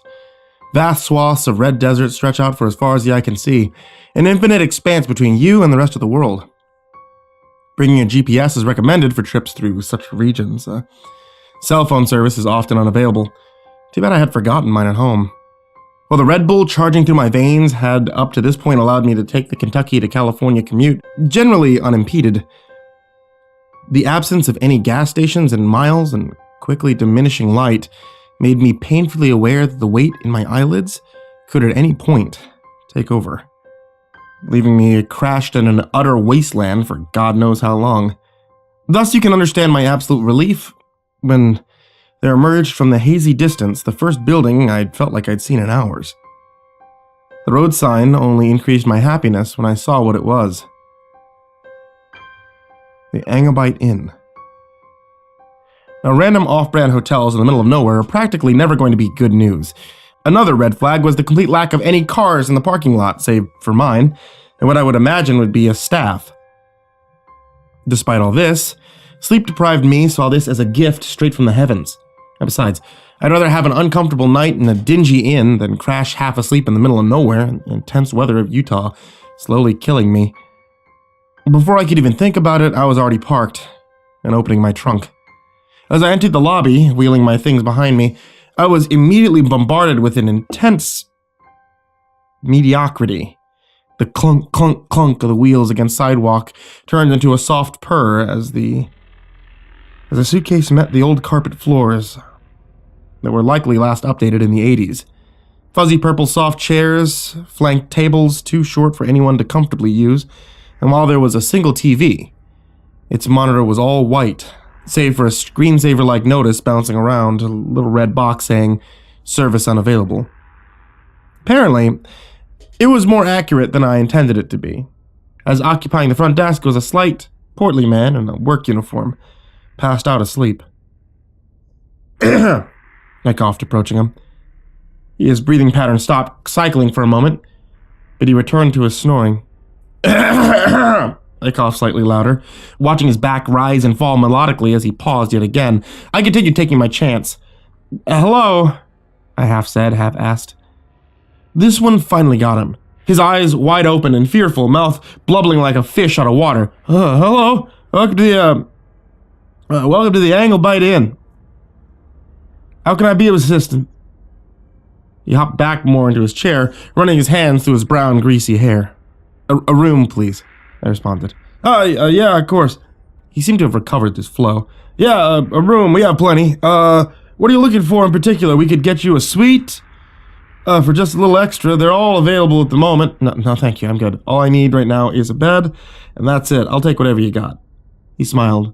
"I don't know if you saw the sign in the parking lot. We're all empty. Might as well give you room, too. It's the closest. Probably most convenient if you're just trying to sleep." I returned the grin, but then stopped a little, confused. "Why room 2? I asked. "Do you not have a room 1 here? I mean, I'm fine with the room 2, of course. I'm just curious, that's all." He grimaced for a fraction of a second before responding. "Well, I'm afraid that brings me to our next point. Listen, so between you and me, I think it's bullshit. Hotel rules require for you to verbally confirm to me that you, for no circumstances, will enter room 1, and that if you do, any consequences are, well, they're your fault rather than that of the Angibite organization." He paused slightly before continuing. Just don't go into room 1, that's all." I verbally agreed, and then I paid for the room. But the warning was chewing at me. Echoing through my mind was one question. What was in room 1? Ironically, his precaution just made me infinitely more interested in whatever secret was behind there. After brushing teeth and getting everything all tucked away in my room, I decided on a plan of action. I had agreed that I wouldn't enter room 1, and that promise was one I intended to keep. However, I never told him I wouldn't peek inside. And for the small peephole in all the hotel doors, that's exactly what I intended to do. It wasn't like anyone could walk out of the room to see me sleuthing, and there's no people in the first place. I could feel cold sweat form on my hands as I approached the doorframe. You don't have to do this, I told myself. But I still found myself drifting ever closer to the door by the second. My hands, shaking slightly, placed themselves on the cool wood, and my eye gradually approached the peephole. My heartbeat was like a drum in my chest as my eye finally finished its journey. However, the drum stopped dead in its rhythm. The room's walls and everything in them were just pure white. White bed, white bedstand, white curtains, white dresser, white everything. But what horrified me was not the color of the room, but rather what was in the very center of it. Sitting in a similarly white chair facing the window opposite of me was a little girl. Long white hair cascading down her shoulders. She was inhumanly pale, as with everything else in the room, but also inhumanly still. Although you have no reason to believe me, I swear to you, if any such thing does truly exist, this was, well, at its definition, a ghost. My heart was once a drum. It interrupted the silence now at the pace of a machine gun, ripping at my mind. I couldn't take my eyes away, but neither could they process what they were seeing. I still can't. I don't know how I slept that night. I chalked it up to the powers of an 18-hour car ride, but even so, it was impressive. So here's what I got careless. Me, considering myself a sane human being, also considered what I saw to be impossible, or at least increasingly unlikely to the highest degree. No, I had just gone through a rough day. I was mixing up dreams with reality, and what better way was there to prove that nothing was amiss than look back in and prove that I was wrong all along? There was no such thing. There was no spooky ghost looking at the window. So I did. And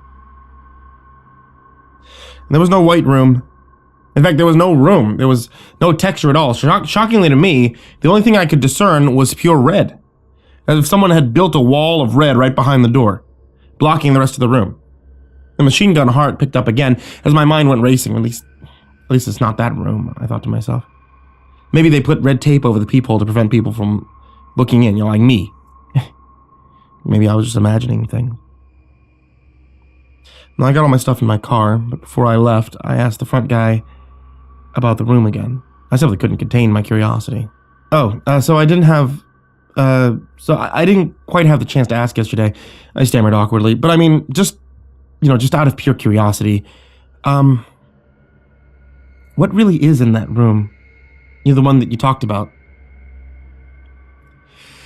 He took in a deep breath, looking at me square in the eyes. Well, the previous workers here had a whole superstition about it. I call it bullshit. All I know is bad shit happens and people go inside, and that's all I really need to know. Even so, some stories they told are about it. I'll say they're interesting, to say the least. I pushed him a bit further.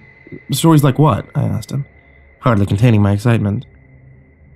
Okay, well, I mean, if you really must know, I suppose it can't dissuade your business since you're leaving rather than coming in, so there's no harm in telling you. He paused once more, and I could see him weigh the options in his head. Finally, he jumped back in. So, of course, this is all with a bucket of salt, total hogwash, all of it. Either way, a story is a story, and I might as well tell it. Well, it all started with these. About 3 decades ago, Miss Jennings, owner's daughter, she died in that very room, owner of the hotel. Dante Jennings, hasn't come back in years. I mean, the guy is totally torn up about it. According to the people who had my job before I did, she never left that room afterwards. Her spirit still haunts it this day. And here's where it gets creepy, though. He lowered his voice, leaning in slightly to me, a hint of a smile playing on his lips. Say the entire room, everything in it, yes. It's all white, totally white. All of her, too. He paused again, scratching his nose. Not all of her, I suppose. Only thing that were any different color were her eyes. He leaned back out, voice back to normal as he bid me a hearty farewell. Goodbye, mister. Goodbye. And do enjoy the beauties of Utah.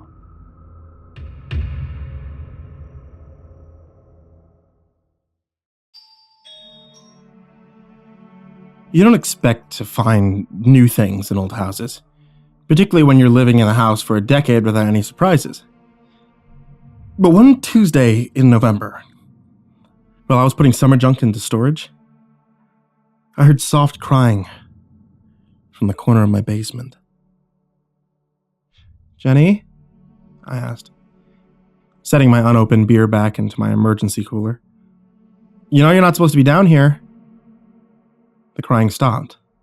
I was worried that my daughter had followed me down. The basement was crammed full of all of the oddities and ends we could find, and dotted with occasional rat traps. They killed a snake down there back in July. Overall, it wasn't a place I wanted my 4-year-old to hang out.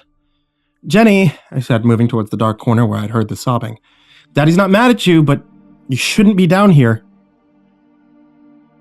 The basement was dim, spacious, prone to mild flooding. A single light bulb hanging from the chain cast an angular shadow throughout the room. The shadow seemed darker today, especially around the back corner farthest from the stairs. That's why I had heard the crying where I'd walked. Confused. There was a shape hidden in the dimness, a profile in the corner. The thing was larger than my daughter. Hello? I asked, stopping several feet from the corner. A sudden coldness took over me. I was afraid. Please? The shadow in the corner said. Please help me. It crawled forward, and my fear began to change to concern. First, a hand emerged from the darkness, pale and slim. Then an arm, a graceful shoulder, a slender neck. Finally a face, shrinking, striking and familiar, though I was certain I'd never seen her before. That was as far as the woman came into the light. It was far enough for me to see that she was beautiful and in trouble. On second glance, her slenderness verged on starvation. Her deep blue eyes frightened. Her black hair a tangled mess. Her torso and legs remained hidden in the dark. I worried she was injured. Maybe there was an accident. I took a step forward. And then I froze. How did a strange woman get into your basement? Why is she... My eyes locked with hers, and all questions fled my mind. Her irises were huge. Blue as the ocean in January and heavy with pain and need. Please? She said again in a familiar voice I knew I'd never heard before. Please help me. How? Are you hurt? I did my best to peer into the shadows over and around the girl to see more than an arm and a face. The dark was stubborn. Some reptile slice of my brain prevented me from getting any closer. Help, she said, staring up at me. Hungry.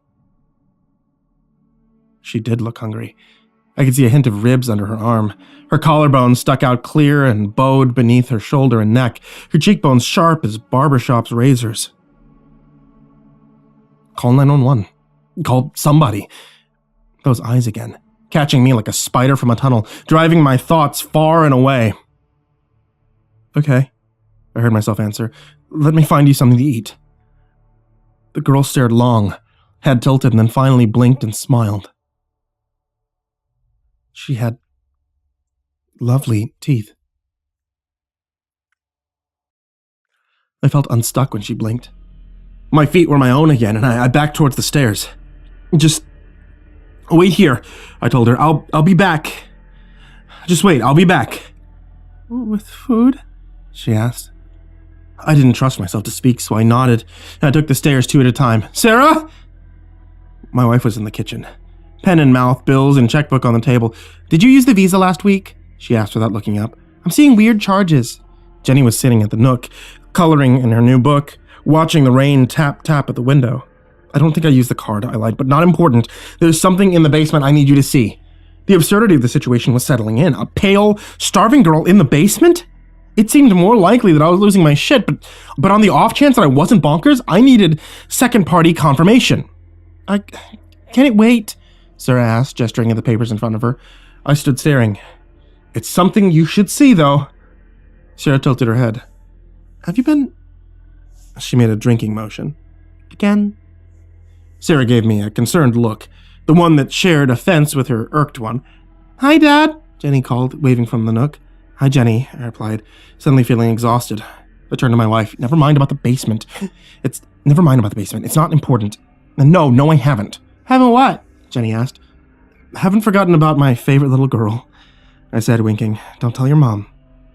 Jenny giggled. I opened the fridge. Don't ruin your lunch, Sarah whispered as I walked downstairs into the basement, carrying some deli meats, cheese, and grapes. Just a snack. The basement seemed darker. There was a haze settled over everything, and when I closed the door at the top of the stairs, the room was immediately pitch black. In the corner, a soft blue-white glow beckoned. It was the woman. She crawled further out of the shadows so that now only her lower half was hidden. Signs of malnutrition etched her body like scrimshaw. Her skin stretched tight against her ribcage, I thought I saw small tears like a frayed sweater. Dark blue veins wove across her, horribly apparent against her pallor. Everything about her shriveled and pathetic. Everything about her beautiful. Hard to look at. Painfully gorgeous. "Hungry," she whispered. I descended the stairs and set down the food on the basement floor in front of her. She doesn't look at it. "Not that," she told me. "Can't eat that." "Then what?" I asked. There were tears in my eyes. "No. You've always known." I shook my head. "I won't. You can't. I won't let you." The girl in the corner stared at me for a moment, then crawled closer. As she pulled more of her body from the shadows, I could see that her torso ended not in legs, but in slick red tendons and ropey intestines. Her insides spilled out behind her, coiled together into a thick, wet thread that trailed back, lost into the darkness. She reached a hand to my face, gently brushed my cheek, and then wrapped her hand around my throat with an impossible grip and pulled me towards her. Then we were moving. And somehow we were falling into blackness behind the girl. We should have hit the wall of my basement, but there was no resistance, only darkness and the sense of free fall. I couldn't scream, her hands locked so lovingly, so tightly around me. After what felt like hours, I began to see light. It was the girl. Glowing eyes locked into mine. All around us, new lights began to pop up one by one, like new stars. Waking, our free fall gave way to float. I remembered vividly the one time in my life I'd gone night diving. As we drew closer to one of the lights, I saw that it was another glowing person. A boy this time, handsome from the torso up. A torn ruin from the waist down. He too trailed a grisly thread behind him that stretched away into the dark, into that same direction as the line connected to the girl. When we drew close to the boy, he smiled, then darted forward and took a small bite from my shoulder. This time I was able to scream because the girl took one hand from my throat to wave the boy away like she was shooing a fly. So many lights floated above us, lanterns in a pond, and I couldn't help but shiver anytime we drew near one, and eventually I could make out a new shape in the gloom. A massive shadow taller than any building I'd ever seen, 100 stories or more. It had its own glow that grew brighter as we came close. A tree. It was a tree. The girl that held me was tied to the tree by her gruesome thread. All the lights seemed linked to the tree, strands ending gnarled into the branches, held like marionettes on a string. When we drew close enough to see the tree clearly, I began to thrash and fight, to struggle as best I could. Please believe me, I did everything I could. The tree had red-brown bark, rough and pitted, and in the bark I saw mouths. Hundreds of mouths, millions.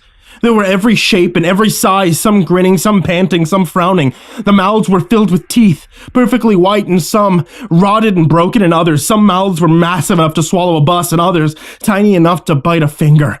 I closed my eyes and clawed at my ears. The mouths laughed and screamed, but most of all, they whispered things that no one should ever hear or know.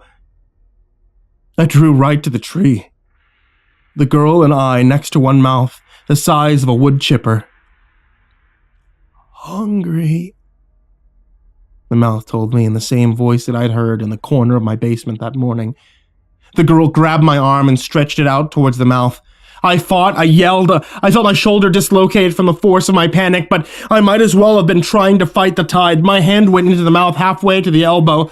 The pain was like nothing I'd ever known. In an instant, a piece of me was gone, and I watched the mouth chew, taking its time, savoring. I whimpered, then shrieked as the girl began to pull my other hand towards the mouth. "Wait!" I screamed. "God, wait! Wait for what?" a mouth asked from above us. "Hungry now," another mouth called from below. "Don't take any more of me," I pleaded. I can help you." "Help?" the girl asked. She stared at me with ocean blue eyes. I felt the blood from my torn arm drip warm against my side. "Feed?"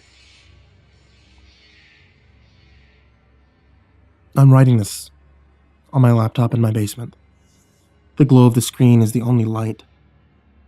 It's not easy to type with one hand, but I'm adapting to my new reality quickly, I'm proud to say. The woman in the corner is sleeping, big meals and naps. My arm is doing well, if you're wondering. Burned, shut, and cauterized. Can't be too safe when it comes to infections.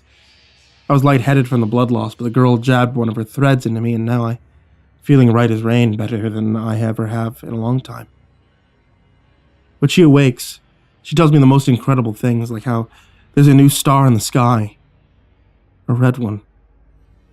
The girl tells me about a coming cure for everything. And most of all, she talks about a hunger that's waking up all over the world, and that's what she wants me to tell you about.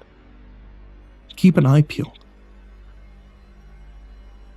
Look for more like her. Check your basements, your attics, your old sheds and crawl spaces. Look to your hidden places and dark corners. You might see a pale man or a woman hungry and in need of your help. I've got to go now.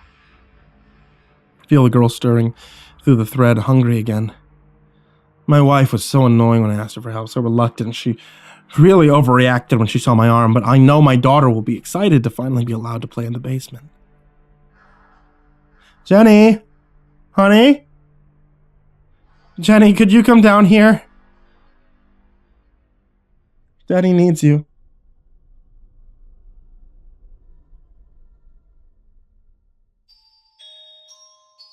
Whatever happened to the Winstead house game? I ask myself that a lot. Even if there are some questions you don't want to know the answer to. Can you lose a computer program? Nothing's ever lost on the internet, they say. But we lost it. And I don't want to see it. Ever again. We had a good gig, a good hustle. There were 3 of us. Marty was the tech. I had the rig for the mapping, he was doing the level design. You know, a guy like him, slacker blonde, permanent half-shaven look. Either on his way up or coming back down. Good though, real good at what he did. Zoe was going to do some sound design. She had a smattering of acne, one of the 2 things she carried from her teenage years. The other one was that you'd never see her without shirt sleeves for some reason. Big fan of Monster drinks. Pheromane on Overwatch. Had a side thing with an experimental brand, some kind of electronic dance mashup. And me? I was going to do the story for our game. Creepy stuff was in. VR games are still doing well. Hell, they even made Slenderman into a movie. A friend of mine ran this local ghost tour. It wasn't great on TripAdvisor, but they had a couple of real deals. Reviews put the old Winstead house the highlight of the tour. More the hype than anything else. Man kills his family in the night, big on local news. We're a smallish city. It sticks. You know what I mean? It's been more than 20 years. You find a story on some specialist sites, local guides and stuff, but nothing big. Family man goes off the deep end, disappears for days. People finally called the cops. 2 boys and his wife were long dead, and messily so. The Winstead family was a household of 5. And to this day, the last boy was never found. Not that the cops were in a rush at the time. Charles Winstead had the time to scribe the walls with the blood of his kin. All manner of strange runic symbols, probably an elaborate plan to plead insanity. Nothing about the case made sense. They'd gotten people down from the university to translate, even sent photographs of the scene to the bigger department upstate, but nobody could decipher the strange script. To the chair Mr. Winstead went, blabbering about not being alone in the house, about the things that he'd written for the dark lady of the house. Good local legend. And we were going to cash in. The plan was simple. We were going to get into the Winstead house, map the interior with the same thing they use for real estate websites, and render it in fully immersive VR. Marty was going to rebuild the house as it was on the night of the Winstead murders. Zoe was going to work her magic, and I'd reweave the crazed mythos Charlie Winstead spun on the dock. Not that there was much to go on. There were reports back in the day. Some industrious soul had even scanned some old newspaper clippings, enough to see the released mugshot of the man himself. Guy had soldier's looks about him. Gaunt, cheeks sunken in, eyes empty. Worst of all, what was visible of his arms was covered in the slowly healing scars of his own self-mutilation. Found the time to carve those runic symbols into his own flesh. Same as the one they'd found in the house. It's the perfect setup.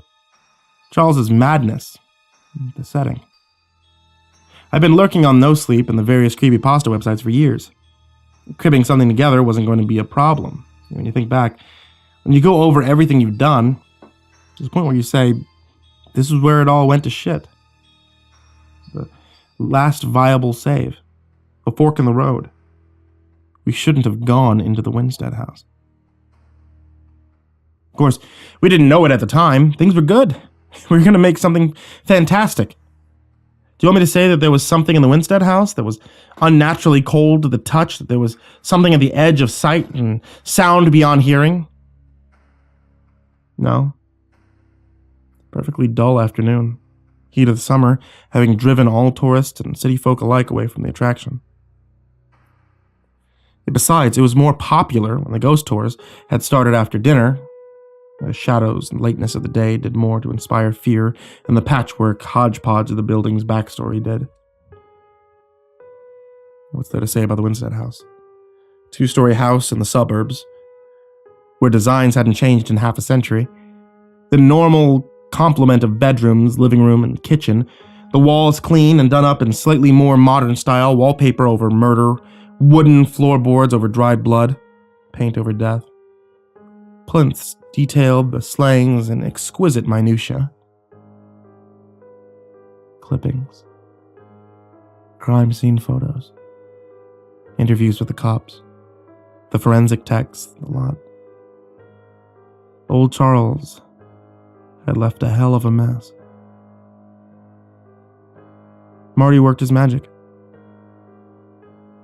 It took a week before we had a haunted house to walk through. Version 0.4. The first time Zoe and I sat in her room, going through a digital version of the Winstead house, I let her go first. She needed the magic of that first impression, building up the kind of music that she'd put in, the footsteps on floorboards, the growl of traffic from the road beyond the walls. I was lost in my own world, thinking what Charles's dark lady would be like. A malevolent spirit, maybe something like from the movie Sinister, something dark and in the shadows all the time. There's a formula there, you need to know how to tap into it. Some of those base fears you get so often in writing forums.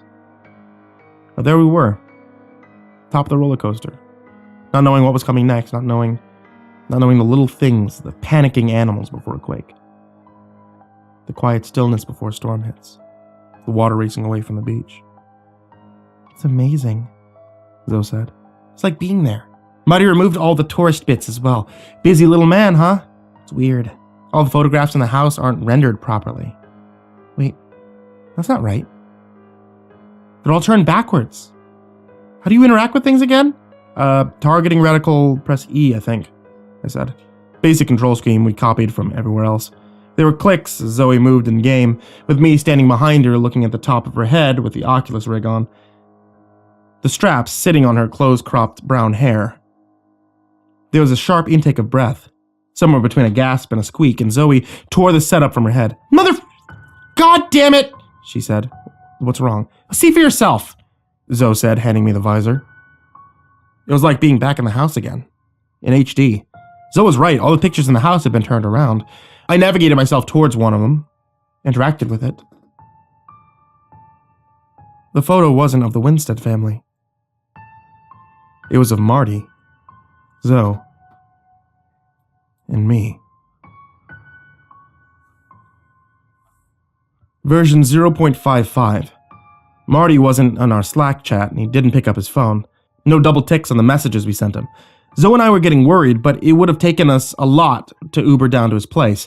It wasn't unlike him to go dark for a while. A dumbass prank like putting our pictures in a horror game? GG on him. Zoe did her own parting, sending sound files over to Marty, never sure if he received them. On the other hand, I spent my time dreaming up a fitting monster for a haunted house. Not Charles, of course, but the thing he made up for his defense. I'd like to think there was some sordid history to the Winstead house. History of weird stuff. Desecrated burial ground. Former cult home. Nothing. No records as far as I could find. Looking back now, maybe I was hoping for the world to make sense. If Charles Winstead's madness made sense. If it had a beginning, there would be a reason for what happened to us. But there's nothing. His descriptions of the Dark Lady, the presence that haunted him, they were fragmentary, vague, Ramblings, terrors in the night of a grown man perhaps unable to face the consequences of his own demons. Nothing for me to work with. Zoe called me over. Marty had sent a new version of our game over, and she didn't want to get any more surprises. "Look," she said as she let me in, "you have to go at the game first. I have no idea what sick joke Marty's playing at, but I'm not gonna go first." And just like that, I was back at the Winstead house. The house was slowly coming alive. Zoe had incorporated sound into the game. I had footsteps. There was a radio playing in the background, music that hadn't been heard in decades. The game seemed realer than most, perhaps because I'd been in the house myself a few weeks back. There was a sensation of disorientation as I navigated my way through the kitchen, living room, up the stairs to the bedroom, where the deeds had taken place. Press E to interact. That's what I had said to Zoe. I did the same and I froze. The disembodied arm that my digital avatar used to press one of the doors open was familiar. The tattoo over the forearm. It was mine. Marty had put my arm in the game. What the hell? It was over the roar of the blood in my ears, a swelling pressure at my temples, rising with my temper. That's why it took me some time to realize what was off with the sound in the game. My footsteps. There was an echo to them, an audio stutter, as though there were two sets of footsteps, or as though there was someone or something walking behind me. I couldn't find it. Not by spinning the controller fast, not by looking for a mirror. Mirrors were difficult to code. Ours were just shiny slates for now. As I raced through the second floor, the footsteps chased me. It felt like the walls were closing in, running back into the corridor, and I found my walls covered in the same angular, runic writing that first responders had described.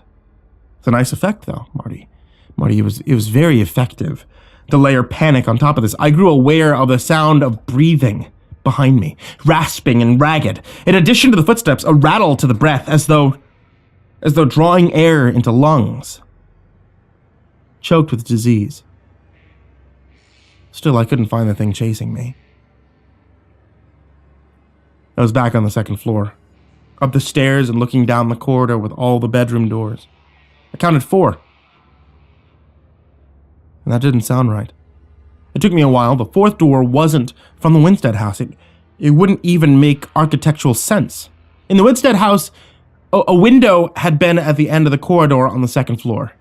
If this door was real, the room behind it was floating in the air. The door loomed large in front of me.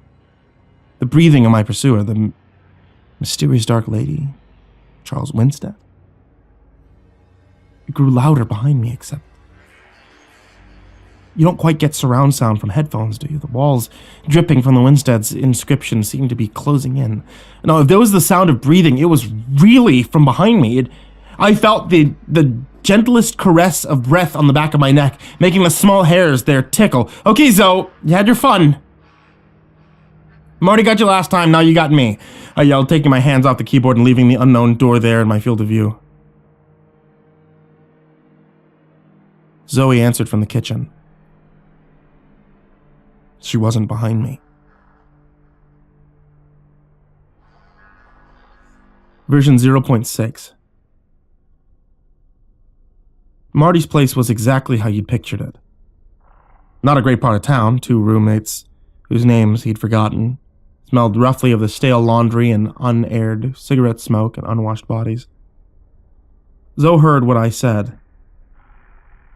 She wasn't going to talk to Marty, she wanted an out, and the game was going down the drain.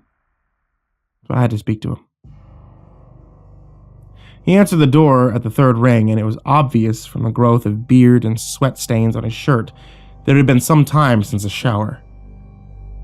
Marty had a look of a man hunted, dark circles under his eyes, hands shivering. My anger dissipated. It was hard to remain furious at this wreck of a person. I told him about the reception his little Easter eggs were having. I didn't appreciate him putting in things like the Dark Lady sequence before I'd finished up the story. Marty grew agitated. I didn't put in any enemy entities yet, he said. What? All I've been working on is environments, but the programming, it's all over the place. Every time I save something, it gets jumbled up. The versions don't make sense. It's like I save something else loads. There's no adversary in the game at all. Look, I know what I saw. You sent us 0.55 the other day. Latest stable build is 0.5, dude. Can't get the bugs out. I don't understand. I don't understand any of this. Something in the house. We were inviting something back with us. There's something wrong with the programming. It's what we're trying to bring into this world. Marty was starting to sound as crazy as our resident murderer. Next he'd tell me that a dark lady was making him do it. Then I remembered the cool breath on my neck. And I bit my tongue. That just sounds stupid, Marty, I said. But I couldn't shake off the shock of hearing Zoe's voice from the next room. The feel of someone behind me. Zoe messaging us all on Slack. She thanked Marty for version 0.6. She said that she'd get back to us on any bugs and suggestions by the end of the week. I looked to Marty. He shook his head. He hadn't sent us this version either. The front door wasn't locked. Zoe's place was dark. She didn't need the lights on to get into the Milstead house game. We found her in front of the computer plugged in. When we turned the lights on, we saw the blood. For once, she wasn't wearing anything with sleeves. We could see her pale arms, except now they were covered with that same angular runes from the Milstead house, the same ones that I'd seen in the game. She'd carved up her arms and other patches of skin beside the back of her neck, maybe her legs. Marty called out to her. She didn't respond. I held up a hand to stop him from pulling the rig from her head. Who knew what she was seeing in there? Zoe, can you hear me? Just a whisper, hoping I could get through. She nodded, the movement slight, imperceptible. Her hands were shaking over the keyboard. I'm turning off the game, okay? A shake of the head, so violent that her hair whipped across my face. Okay, we'll take this slow. You can shut it down from the inside. Another head shake. Tell me what you see, Zoe. Where are you? Milstead house. It's dark out. It's the night. I can see you. You're all in here with me. And her. The dark lady. The other one in the house, she's in here with us. The walls are red, the writing is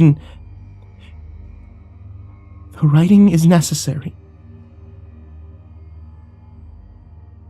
What does it say, Zoe? I put my hand over hers, trying to pry it away from the controls. Her grip was death tight, fingers locked into claws. It's all the way dark now. Only the writing to show the way. Even with my eyes closed, I can see the runes. We need to go to the last door. Marty had enough. He grabbed the Oculus and ripped it off Zoe's head, throwing a few $100 worth of electronics straight into the ground. The look on Zoe's face is something that still haunts me. The focus of her eyes on something not there. The rig was off, but Zoe wasn't seeing anything in her room. She was still in the Milstead house. There were two of us there. Zoe was of average size, but when she got up, made a sprint down the corridor of her apartment, neither of us was strong enough to stop her. I made a grab for her, but her arms were slick with blood and she slid from my grasp. She scampered down the corridor to her own bedroom, and I was just a little behind. The lights in the apartment did a little staccato dance in the seconds it took us to cover the distance, beating out Morse code in light and shadow, and in one of the blinks, I thought I saw the Milstead house. Longer than it had any right to be, and with secrets etched into the walls. Zoe got to her room, got to the last door, and slammed it in my face. The lights came up. Marty caught up. And we got her door open. She was already gone. I suppose you'll hear about the missing girl in the news. Maybe you won't. I mean, there are a lot of them that go missing. Cops have been around once. I was on Zoe's messages and contacts. They'll be around again if they connect the dots. Maybe you'll hear about that. Maybe you won't. Marty and I don't keep in touch anymore. I've seen him around in the overlapping spaces that we still share, forums, even on the street once or twice. Looks like he doesn't sleep well. Just like me. I don't ask how often he returns to the Milstead house in his dreams. I'm sure he's scoured his computer for traces of the game, as have I. The temptation would be too high otherwise. There's no need. I see the house in my dreams, I hear the breathing of the dark lady, and I feel the pull of the last door. The game will never be finished. I don't think it needs to be. It got from Marty's computer to Zoe's. That was the other thing Marty and I never talked about. Before we left Zoe's place for the last time, we checked the ongoing traffic from her computer, and we don't know. We don't know if Zoe did it of her own volition, or if the game found its way out. There's no difference. It's out there now.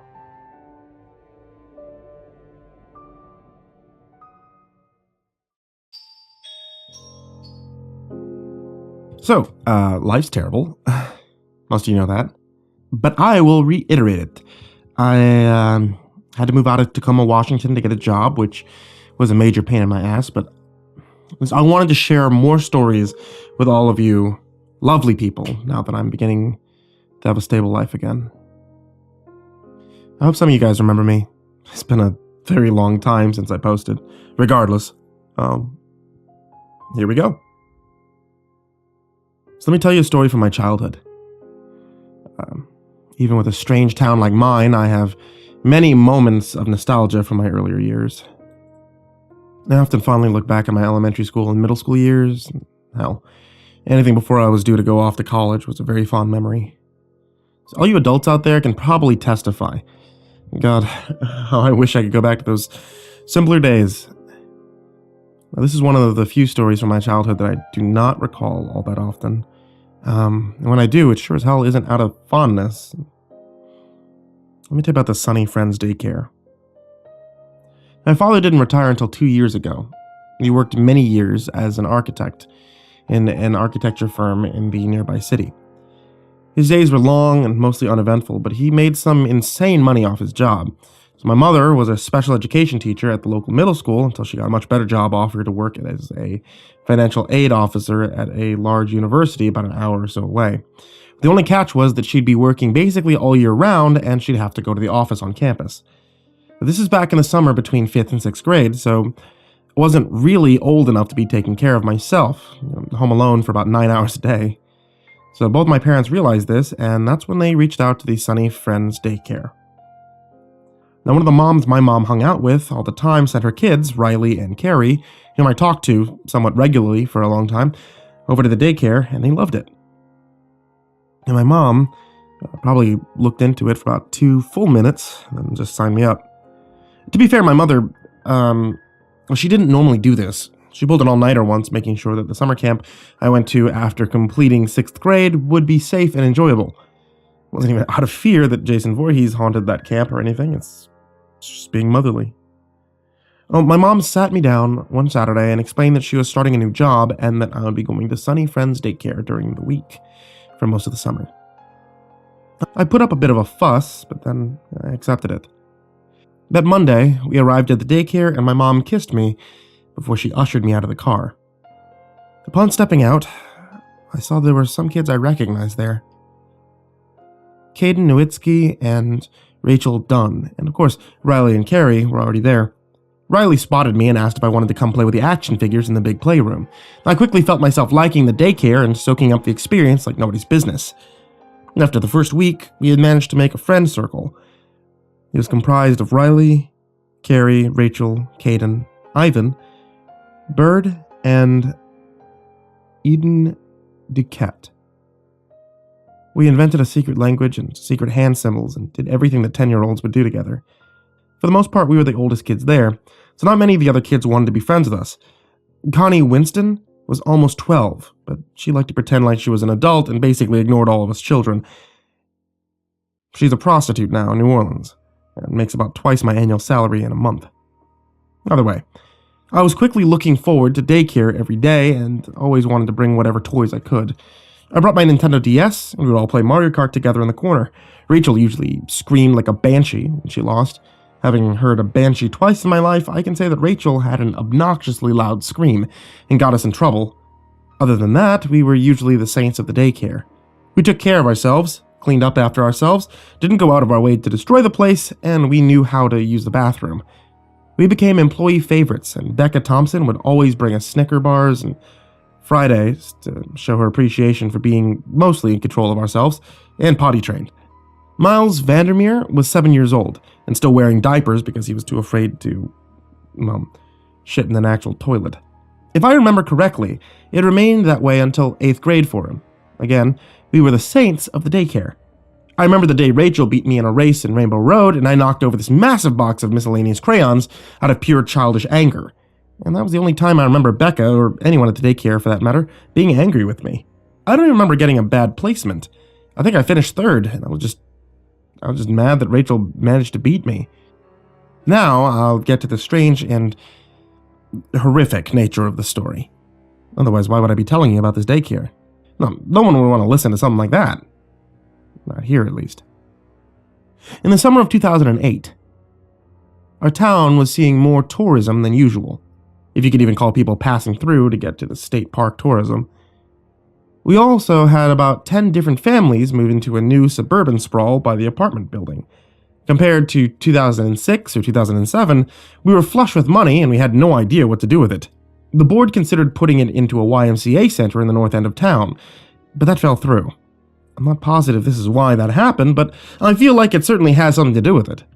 On August 7th, my mom dropped me off at daycare as per usual. I ran inside and cheerfully greeted Riley and Carrie, who were sitting out in our little corner of the room, ready to play some Mario Kart. We'd played a bunch of games that summer, but always kept coming back to Mario Kart. Rachel and Eden showed up a few minutes later, and I insisted on playing some races from the Lightning Cup, as I could never unlock it. The day flew by, and before I knew it, I went home.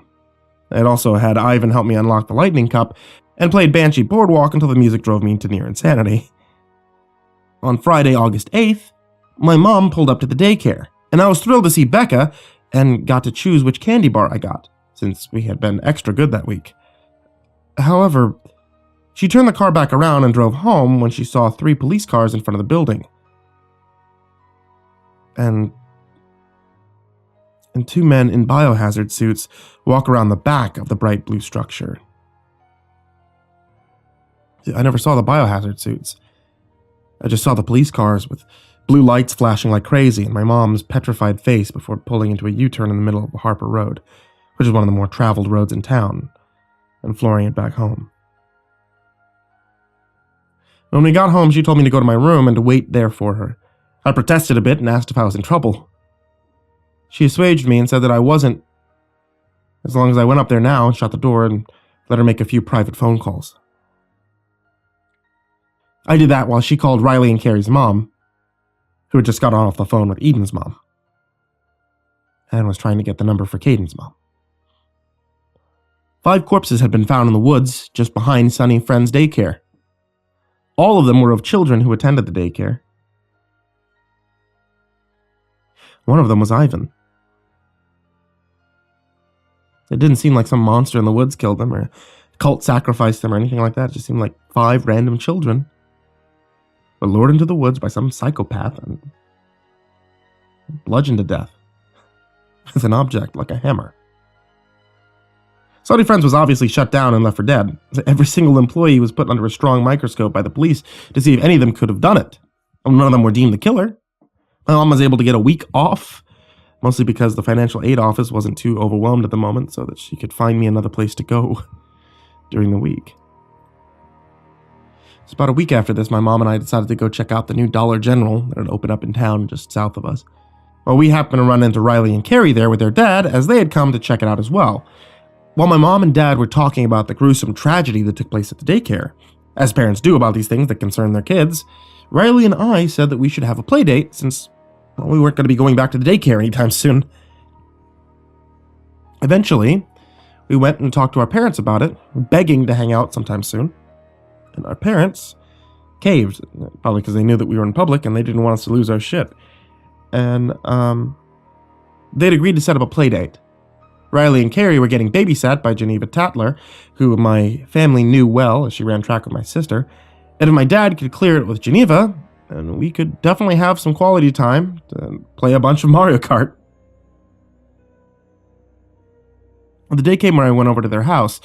I packed a bag filled with my Nintendo DS and what seemed to be 1,000 different games, even though we would end up playing Mario Kart and doing the little animation program that the DS came with, and I went over with my mom. After hurriedly saying hi to Geneva and Carrie, Riley and I raced into his room and we played some video games. As we raced, I randomly took a look outside and saw a figure tucked back into the woods. It was absolutely facing the house. See, it was definitely human, or at least, at the very least, it was some shape-shifting guy that could take human forms. I asked Riley, "Who's that standing in the woods?" Without looking up, he said, "It's probably a ghost, just ignore it." "Oh, come on, man," I insisted. "I know that's a human." "No, you don't," he said. "Billy Elkins could be putting dummies all around the woods again. Now, can we please just win this cup?" "Well, I want to tell Geneva," I pleaded. No, he stopped. "Just think, if you tell Geneva, it could turn into something big and my parents will get involved and then I won't have any more playdates for the rest of the summer. Maybe even next. What if it's all happening over a dummy?" Well, he had me convinced. "All right," I said in defeat, "but we better win this cup." He smiled and said, "There we go." Well, we played, got our butts handed to us, and when we finished, I saw Geneva and Carrie playing outside in a small patio. And the figure at the edge of the woods was gone. "See?" Riley assured me. "No big deal. Nothing to worry about." "Yeah, I guess you're right. Now let's go for the banana cup. I think we can win it this time." "Yeah, we lost that one too." Well, after this, I went downstairs and saw Geneva and Carrie. They were happily discussing their favorite dolls. I got Riley and I some sodas from the massive new fridge his father had just gotten, and ran back upstairs to play some more Mario Kart with him. After we completed the banana cup again, being only a few points away from victory and more prizes, Riley asked me a question that completely caught me off guard. He asked, "Did you hear about what happened at the Sunny Friends?" "No. What happened?" I asked nervously. See, my mother had never told me anything about why we left, or who the men in the biohazard suits were, or why a CSI unit was parked in the driveway. She had tried to leave it all in the past. "Well," he began before peeking around to make sure that Geneva and Carrie were still downstairs, "they found a bunch of dead kids behind the daycare. They were all murdered, and only a few days before it was shut down." "Whoa," I paused. "How do you know all this?"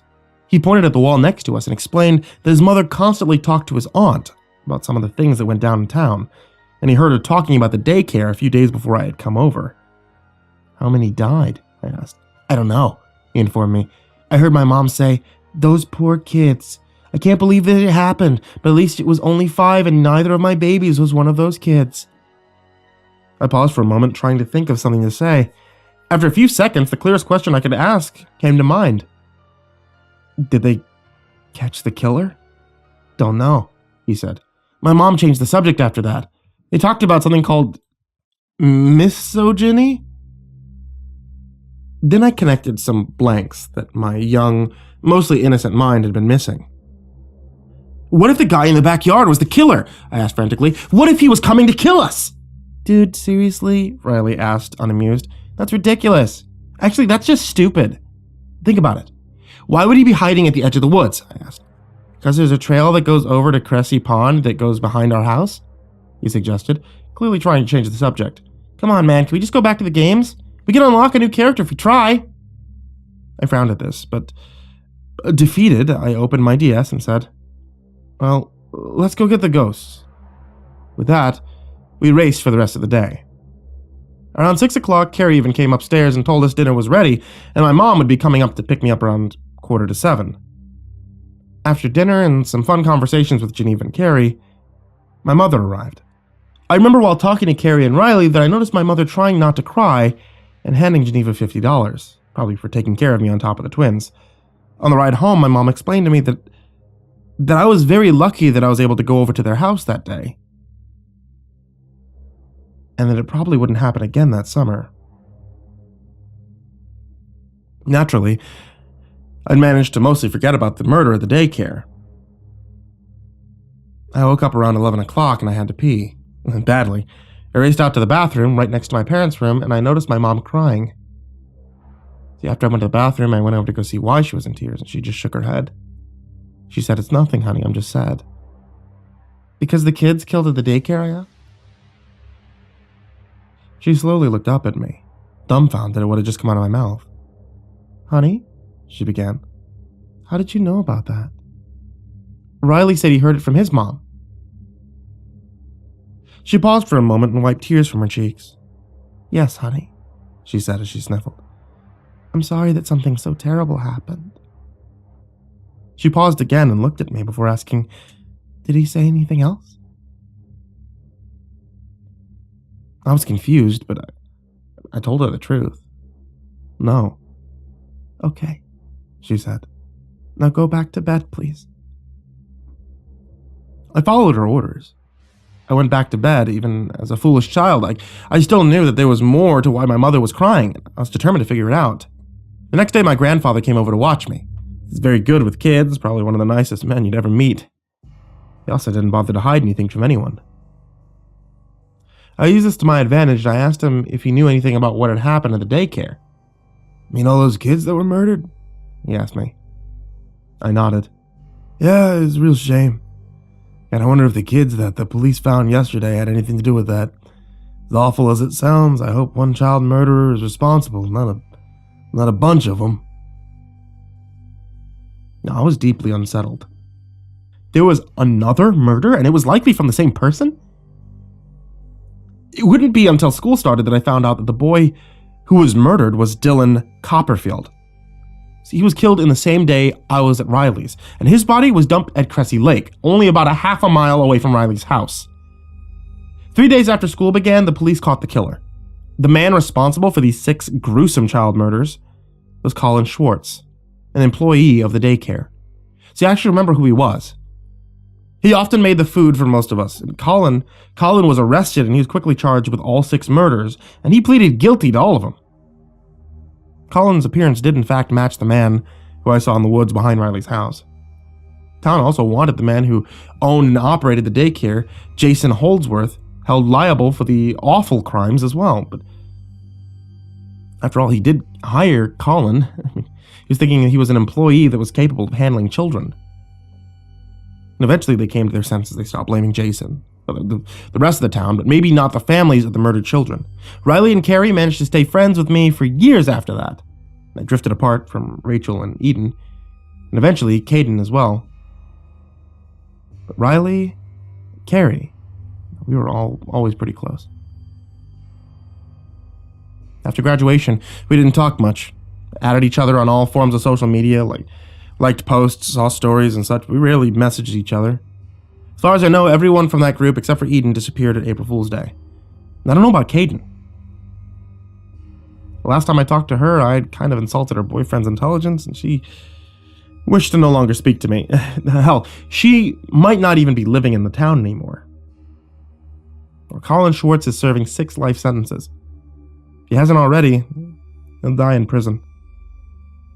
You know, it's funny. You know, when I think back on it, I remember that Eden and I both had those vampire parasites around the same time.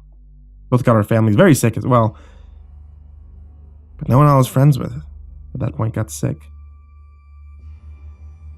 I think I know what happened in my town.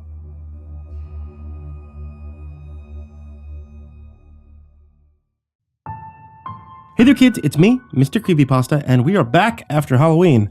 So, I want to give a big thank you to my Patreons, Those specifically are the ones that are in the description, and Joey Gilbert, Daniel Poulsen, Trace Miles, Jordan Alexander Sanchez, Wayne Milstead, Chumpinski, Ken Lando Higuchi, Brianna Tine-Janzen, Buddy Burroughs, Stephen VanHuss, Tristain Pelton, G Weevil 3, Asia, the Red Oak Shield Virus, Sandy Barney, Nico Kaeo, Caleb Dougal, Dante Rao, Last Blade Song, The Ginger Bros, Don Mewmeister, Eliminator 86, Nebsky, Alex, Steampunk Sinner, The Rafael Rodriguez, Optimistic Avocado, and Dr. Strawberry. If you guys would like to join them, you can always head over to patreon.com/MrCreepyPasta. Even helping with $1 actually helps keep me alive. So a big thank you to all of you who are there from $1 all the way up to however much that you guys give. Thank you. I appreciate you guys subscribing and checking back with the channel every single day because, dear Lord help me, we are on daily uploads, meaning new horror stories from me here at MrCreepyPasta on YouTube or MrCreepyPasta on Spotify. Sweet dreams, kids.